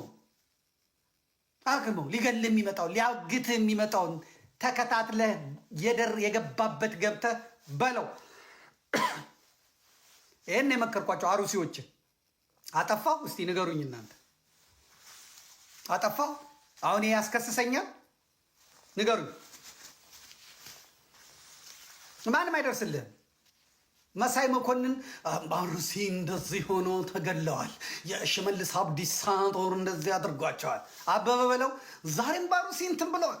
በእውነት ምን አስታወሰኝ እኔ ህዝብ ለህዝብ ላይ ሄደን ነው የሚለው ሀብታሙ አያሌው ዛሬም ከኦሮሚያ ኦህዴድ አፈትልኮ የወጣው መረጃ እንደሚያሳየው ከሆነ ሰዎች ተገለዋል ነው የሚለው። ዘሩፋይል ዛሬማ ሩሲ እንትን አለች፣ ሩሲ ወይ ፍረጂ ነው ይላል። ከዛ ጸጋዬ ምን ይላል? ወንድማችን ጸግሽ ዛሬማ ሩሲ ሰንቅሎ ከተማ እንትና እንትኑ 6 ካህናቶች እንደዚህ ተወስደዋል፣ 10 እንደዚህ ተወስደዋል። የሃይማኖት ጉባኤ ቀሲስ ታጋይ ምንድን ነው የሚለው? ኤቫንጀሊካል በእውነት ኦርቶዶክሶች ብቻ አይደለም፣ አማራ ብቻ አይደለም፣ ኦሮሞች ሞተዋል፣ እስላሞች ሞተዋል። ይህንን አሁን አጥንተን በደንብ የአስከሬኖቹን ዝርዝር እንነግራቸዋል ነው የሚለው። ከዛ ሲኖዶሱ ምንድን ነው የሚለው? በእውነት መንግስት ይህን ነገር እንዲያስቆምልን ጠይቀናል ነው የሚለው። ቅዱስ ፓትርያርኩ ምንድን ነው የሚሉት? የተገደልን ነው፣ መግደል እኮ እንትን ሆነ ነው የሚሉት። ኢትዮጵያ ቴሌቪዥን፣ ኢትዮጵያ ሬዲዮ፣ ፋና፣ ኦቤን ምንድን ነው የሚሉት? በአሩሲ ሰንቀሎ ከተማ ፀሐይ እንትና ባሩት ዛሬ ኮንፈረንስ ተደርጓል። አባ ገዳዎች አደ ሲንቄዎች ተሰበስበው የሰረጸራሙን ለመቀልበስ የጠላትን እንትን ተሸክሞ የመጡትን በጋራ አውግዘዋል። ህዝቡ ግን ከጥንት ጀምሮ ተዋዶ ተፋቅሮ ተላልሶ ተሳስሞ የሚኖር ነበረ። አብሮ ሲበላ፣ አብሮ ሲጠጣ፣ አብሮ ሲተኛ፣ ኳስና ብይ ሲጫወት የነበረ። ስለዚህ እንዳይደገም ብለዋል። አለቀ። አሩሲ አይደርስለትም። ይኸው ነገር አለ። አሩሲ እየሰማኝ ነው። የአሩሲ ኦርቶዶክስ፣ የአሩሲ ኦሮሞ፣ የአሩሲ አማራ እየነገርኩ ነው። አንተን ሽንታም አድርጎ የሚጫወትብህ አንተ ሽንታም ስለሆንክለት ነው። አንተን በጭባጭ አድርጎ የሚጫወትብህ በጭባጫ ስለሆንክለት ነው። እሱ አላሁ አክበር ካለ አንተ እግዚአብሔር ይመስገን፣ እግዚአብሔር ታላቅ ጎዶልያስ ብላ አትነሳም እንዴ? እግዚአብሔር ታላቅ ነው ብላ አትነሳም እንዴ? የያዕቆብ አምላክ የይስሐቅ አምላክ የአብርሃም አምላክ እርዳኝ ብላ አትነሳም እንዴ? አምላከ ዳዊት ብላ አትነሳም እንዴ? ለሶምሶን ጉልበት የሰጠ ስጠኝ አትልም እንዴ? አትነሳም እንዴ? እሱ አላሁ አክበር ካለ፣ አላሁ አክበር ብሎ ሰው መግደል፣ አላሁ አክበር ብሎ ማረድ እሱ እንደ ድል ከቆጠረው አንተ እግዚአብሔርን ጠርተህ መመከት ያቅትሃል እንዴ? ያቅትሃል እንዴ? ፈሪ አልቃሻ። ለዚህ ነው እንትና ሽመልስ አብዲሳ ስጧቸው አለ። በቃ ስጧቸው። እነሱ ሲያለቅሱ ምንድን ነው አብረህ የምታለቅሰው? ለሚያለቅሰው ሰው ሶፍት ስጠዋል። አንተ መጥተህ ስትል በለው አስገባለት ይላል። አስገባለት በቃ። እዛ የመከላከያው ሰውዬ እኮ አለ። መከላከያ ኮሎኔል ነው። እናቱ አሩሲ ትገደላለች፣ እሱ እዚህ መንግስትን አገለግላለሁ። ለምን አይለውም? ለምን አፈር ቅድሚያ በለው? ዘሩን የሚያጣው እሱ የኦሮሚያ ፖሊስ አገልጋይ ነው። እናቱ አባቱ እዛ ታርደዋል። ከዛ እዚህ መጥቶ አባቴ እናቴ ታረደች ይላል። ይህ በለው። ለምን አይለውም? ለምን ለዚህ ያለቅሳለሁ እንዴ? ለዚህ አላለቅስም። ለዚህ ተጎዳላለሁ እንዴ? አልልም። ወንድ ሲሆን ቆፍጠን ይልና ለችግሩ መፍትሄ ያበጃል። ሽማግሌዎች፣ ወንዶች፣ ሴቶች አርጉና የአደጋ ጊዜ መውጫ አዘጋጅተው ይሄዳሉ። ዳያስፖራ አያድንህም። ስርዓቱ እንኳን ስርዓቱ ዳያስፖራ አያድንህም። እንኳን ዳያስፖራ ስርዓቱ አላዳንህም። የሚያድንህ ኃይልህ ነው። የሚያድንህ ጉልበትህ ነው። የሚያስከብርህ ጉልበትህ ነው። አቅም ካለ ትወዳደራለህ። ዛሬ ሩሲያን አትመለከቱ? አቅም አላት። ዓለም በሙሉ ቢሰለፍ መከተች። ዛሬ ሩሲያ ከአሜሪካ ጋር እጅ ለእጅ ተጨባብጣ በዩክሬን ጉዳይ በሰላም እንፍታ እያሉ ነው። የተያዘባትን ብር እንሰጣለን፣ እንደዚህ ሆነው እንደዚህ እናደርጋለን። ማን ተጎዳ? የሩሲያ ወገን ተጎዳ፣ የዩክሬን ህዝብ ተጎዳ፣ ተሰደደ፣ በአውሮፓ ተበተነ። ጉልበት ካለህ ጠረጴዛ ዙሪያ ትቀመጣለህ። ሁለት ድል ነው የምታሸንፈው። ስታሸንፍም እንነጋገር ስትባል እምቢ አትልም። እያሸነፍክ መሆንንም ስታቅ ስነ ልቦናህን ይዘን ትቀመጣለህ። አሸናፊ ና። ከዛስ እንዲሁን ሲባል አኖኖን በዚህ አልስማማ፣ ይሄ እሺ፣ ይሄኛው እሺ፣ ይሄኛው እምቢ ትላለህ። አልቃሻ ሆነ በምን አባ ነው የምትደራደር? አትደራደር። ፈሪ ቅዘናም ገረድ ባሪያ ሆነ እንዴ በምን ነው አትሆንም። ለመደራደርም ወንድ መሆን ያስፈልጋል። ሱሪ መታጠቅ ያስፈልጋል። ሱሪ መታጠቅ ያስፈልጋል። ያ ካልሆነ የለም። እመነኛ አታሸንፍ። ማጭበርበር ለትንሽ አሁን በአማራ ላይ የታየው ምንድን ነው? እንደነገርኳችሁ ነው። ደግመዋለሁ። የአማራ ትግል ሲጀመር ቀድሞ የተዘጋጁ ሰዎች አሉ፣ የመከሩ ሰዎች አሉ። የአማራ ልዩ ኃይል ሲበተን እንትን ብሏል። ከዛ በኋላ መንግስትም ግር አድርጎ አስገብቷል። ወያኔ አስገብታለች፣ ሻዕቢያ አስገብቷል፣ ብአዴን አስገብቷል፣ የቅማንት የፖለቲካ ኃይሉ አስገብቷል፣ አገው ሸንጎ አስገብቷል፣ የተለያዩ ኢዜማ አስገብቷል፣ ግንቦት ሰባት ውጭ ያሉት አስገብተዋል። በአማራ ፋኖ ትግል በኩል ፖለቲካዊ ስልጣን፣ ኢኮኖሚያዊ ስልጣን ለመጨበጥ እያንዳንዳቸው ራሳቸውን ቀይረው ፋኖ ትግል ውስጥ ገብቷል። የፋኖ ትግል ሲጀመር እንደ ደራሽ ጎርፍ ነው። አንዴ ዝናቡ ዘነበ፣ ከዛ በኋላ ወንዙን ጎርፉ ሞላው። ስለዚህ ግንቦት ሰባት ጎርፍ መጣ፣ የብአዴን ጎርፍ መጣ፣ የኦሮሞ ጎርፍ፣ የትግሬው ጎርፍ፣ የሻዕቢያው ጎርፍ፣ የምኑ መጣ። በአጠቃላይ መጡ። ስለዚህ ድብልቅልቅ ነው ያለው። አሁን ያ ጎርፍ ይዞ የሚመጣው ነገር ደግሞ አለ። ጥንቡን ይዞ ይመጣል። የሞተ አስከሬ ላይ የሞተ ተቀላቅሏል። ፕላስቲኩ፣ ግንዱ፣ አፈሩ፣ ሰገራው፣ ቆሻሻው፣ ሳሩ፣ ቅጠሉ የሚቀር የለም። ደራሽ ጎርፍ ሲመጣ የፋኖ ትግል እስካሁን የነበረው እንደዛ ነው። ግን መጥራት ይጠራል። አሁን ይሄ አያሌው መንበር የሚባለው አንዳንድ የፖለቲካ መነኩሴዎች እንደዚህ ትግሉ እየጠራ ነው ይላሉ ምናምናም ብሏል። እየጠራ ነው። እኔ ነኝ ያልኩት። እኔ የፖለቲካ መነኩሴ ነኝ። አስረስ ምን አለኝ? የፖለቲካ ድንግል አለኝ። አያሌው ደግሞ ያው እኔኑ ነው ብዬ ነው የምገምተው። ሌላም ሰው ብለህ ከሆነ አያሌው የድሮ ጓደኛዬ ስለሆነ ነው እንጂ የፖለቲካ መነኩሴ አለኝ። ትግሉ እየጠራ ነው ብለዋል አለ። በቀደም ጽፎ አንብቤው ማለት ነው። ትግሉ እየጠራ ነው። ያ ጎርፍ የነበረው የፋኖ ትግል መጥቷል። ምክንያቱም ተማሪው ገባ። ተማሪው እስክሪፕቶ ነበር ይዞ የነበረው። ፋኖ ትግል ውስጥ ሲገባ ገና መሳሪያ መያዝ አለበት። አስተማሪው ጠመኔውን ጥሎ ነው ሄደው። ገና ፋኖ ትግል ውስጥ ሲገባ ገና እንደ ሀሁ ጥይት መተኮስ፣ መውደቅ፣ መነሳት፣ ተራራ መውጣት መውረድ መልመድ አለበት። የአውቶቢስ ተራ ልጆች ደግሞ ሄደዋል። እዚህ ጫኝና አውራጅ የነበረው በሙሉ በቃ ፋኖ በአንድ ሳምንት አሸንፎ ይመጣል ብሎ ረሃቡን ለማስታገስ ግር ብሎ ሄዷል። የራበው ሄዷል። ከሚስቱ የተጣላው ሄዷል። ሰው የገደለው ሄዷል። ሰው የገደለው መደበቂያው ነው። እዛ በወንጀል የሚፈለገው ሄዷል። እስር ቤት ተሰብሮ ይወጣል። ደግሞ ነዶት ይሄዳል። ቤቱ ፈርሶበት ንብረቱን አጥቶ ይሄዳል። ስለዚህ ጎርፍ ነው። የፋኖ ትግል ጎርፍ ነው። የሚጠራው ሲቆይ ነው። በዛ ሰዓት የገባ ይዋጣል፣ ይገፋል፣ ይዞ ይሄዳል። ግብፅ ነው የምትገቡት። ሱዳን ካርቱም ነው የምትገኙት። ደራሽ ጎርፍ ላይ የሚገባ ይዋጣል። አንዳንዴ ጎርፉ ከወንዙ ይወጣና አትክልት ያበላሻል። እቤት ውስጥ የተቀመጠ ሰው ያሰምጣል። መንደሩን ያሰምጣል። ከብቶችን ያሰምጣል። ጎርፍ አደገኛ ነው። የፋኖ እንደዛ ነበረ። ከዚህ አሁን እየቆየ ሲመጣ እየሰከነ ይመጣል። ጥንቡ ዳር ይይዛል። ጥንቡ ይወጣል። ግንዱ ይወጣል። ወይ ካርቱም ይሄዳል፣ ሱዳን፣ ግብፅ፣ ሜዲትራኒያን ባህር፣ ወይም ደግሞ እዛው ዳር ይወጣል። አለቀ። የሚቀረው ኩልል ያለ ውሃ ነው። ኩልል ያለ ውሃ። ያ ፋኖ ምንድን ነው ሲባል የፋኖ ትርጉም ፋኖነት እንዲህ ነው። ፋኖነት እንዲህ ነው። ቅድስና ነው። ንጽህና ነው። እምቢባይነት ነው። አልደፈር ባይነት ነው የሚባለው። ያ ፋኖ የሚገለጽበት ቁመና የሚመጣው ይሄ ግሳንግስ ሲጠፋ ነው። ማስረሻ ብሎ ትግል የለም። ስምህ እኮ ነው የሚመራህ። ዘመድኩን ሲባል አሁን እኔ ስሜ ራሱ ስምን መልአክ ያወጣል እኮ ይባላል አይደል? ዘመድኩን ሲባል አሁን ለሁሉ ዘመድ ነኝ። ለአማራው ዘመድ ነኝ፣ ለትግሬው ዘመድ ነኝ፣ ለኦሮሞ ዘመድ ነኝ። እናትና አባቴ ይሄ ሰው ብሎ በእነሱ ላይ አድሮ መልአክ እኔን ስሜን ዘመድኩን አለ ማለት ነው። ማስረሻ ብሎ መልአክ አወጣለት። በእውነት የአማራን ትግል ማስረሻ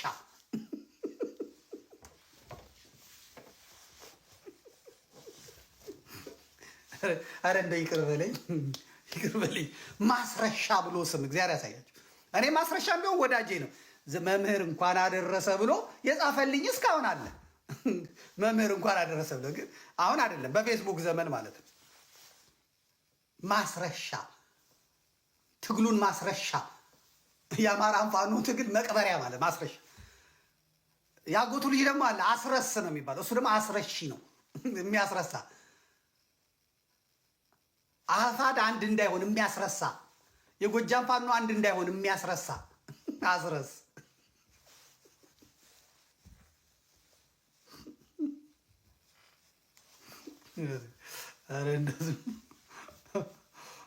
ፓስተር ተሰማ ማለት አይሰማም ብትነግረው አይሰማም።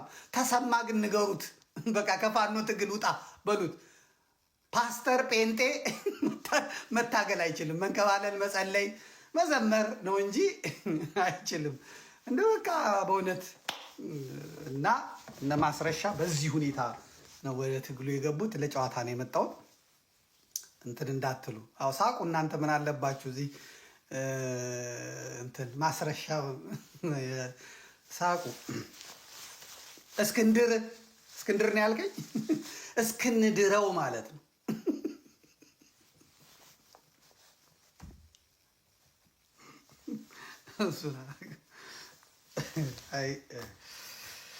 ስለዚህ እነ ማስረሻ ያንን አድርገዋል ማለት። አሁን እነ ማስረሻ ከዛ ሲወጡ ደግሞ ምስክርነት ይሰጧቸዋል። ይገርማቸዋል። እኔ አቋሚ አንድ ነው። ሰው እኮ ባመነው ነው መሄድ ያለበት።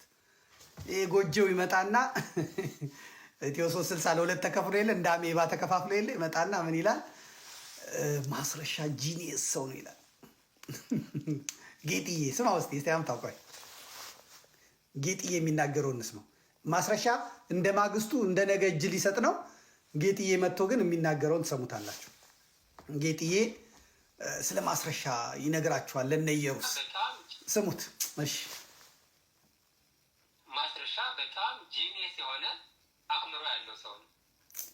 እሱ ስላለ ብቻ አይደለም እሱ ኮት ማድረገው እኔ የማውቀው ጉዳይ ነው። ሌላም ሰው ያውቀው ነው። በጣም ጂኒየስ የሆነ አእምሮ ያለው ሰው ነው እና የመረጃ ሰውም ነው። በደንብ የጠላትን ሁኔታ ማወቅ ሆቢው ነው ማለት ይቻላል። አሁን አንዳንዶቻችን ፊልም የማየት ሆቢ አለናል። ኳስ የመጫወት፣ የማንበብ፣ የመናገር እንደዚህ የመሳሰሉት ሆቢዎች አሉናል።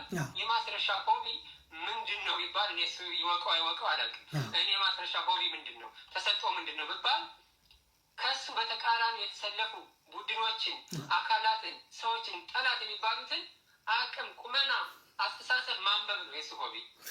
ይሄን ያውቃል በደንብ ምን አይነት አደጋ እንደሚመጣበት ጠንቅቆ የሚያውቅ ሰው ነው። ወታደር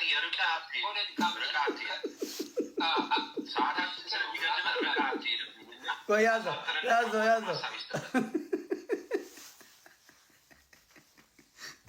ደበረው። ብሩኬ ራሱ ደበረው።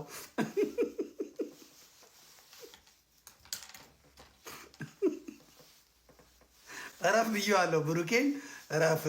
ከነዚህ ሰዎች ተገልል። ሀብታሙም አያዋጣም። ሀብታሙ ማፍራሳ ነው። አንተ ቢያንስ ትንሽ የቤተ ክርስቲያን ልጅ ነህ። እንደው እባክህን ብዬው ነበር። እንግዲህ ሽማግሌም ልኬበታለሁ፣ ቄስ ልኬበታለሁ፣ አስተዳዳሪ ልኬበታለሁ። ተው ተነዚህ ሰዎች ተለይ ብዬው እምቢ አለ። በኋላ ያው እንግዲህ እኔም ነቆራ ሲጀምር እኔም ነቆራ ጀመርኩ። ብሩኬም ኦሮሞ ነው፣ የአሩሲ ልጅ ነው፣ የሌንጫ ሚካኤል ልጅ ነው። ከዛ አሰላ ነው እንግዲህ ያሉት። ከዛ ወደ ደቡብ ሄደ። እዛ ዲላ ነው ምናምን አደገ። ያው አይለቅም አይደለ? አሁን እዚህ አማራ ብቻ ነው። እንደውም እኔ ኢትዮጵያዊ ነኝ፣ ስለ አማራ አያገባኝም አለ።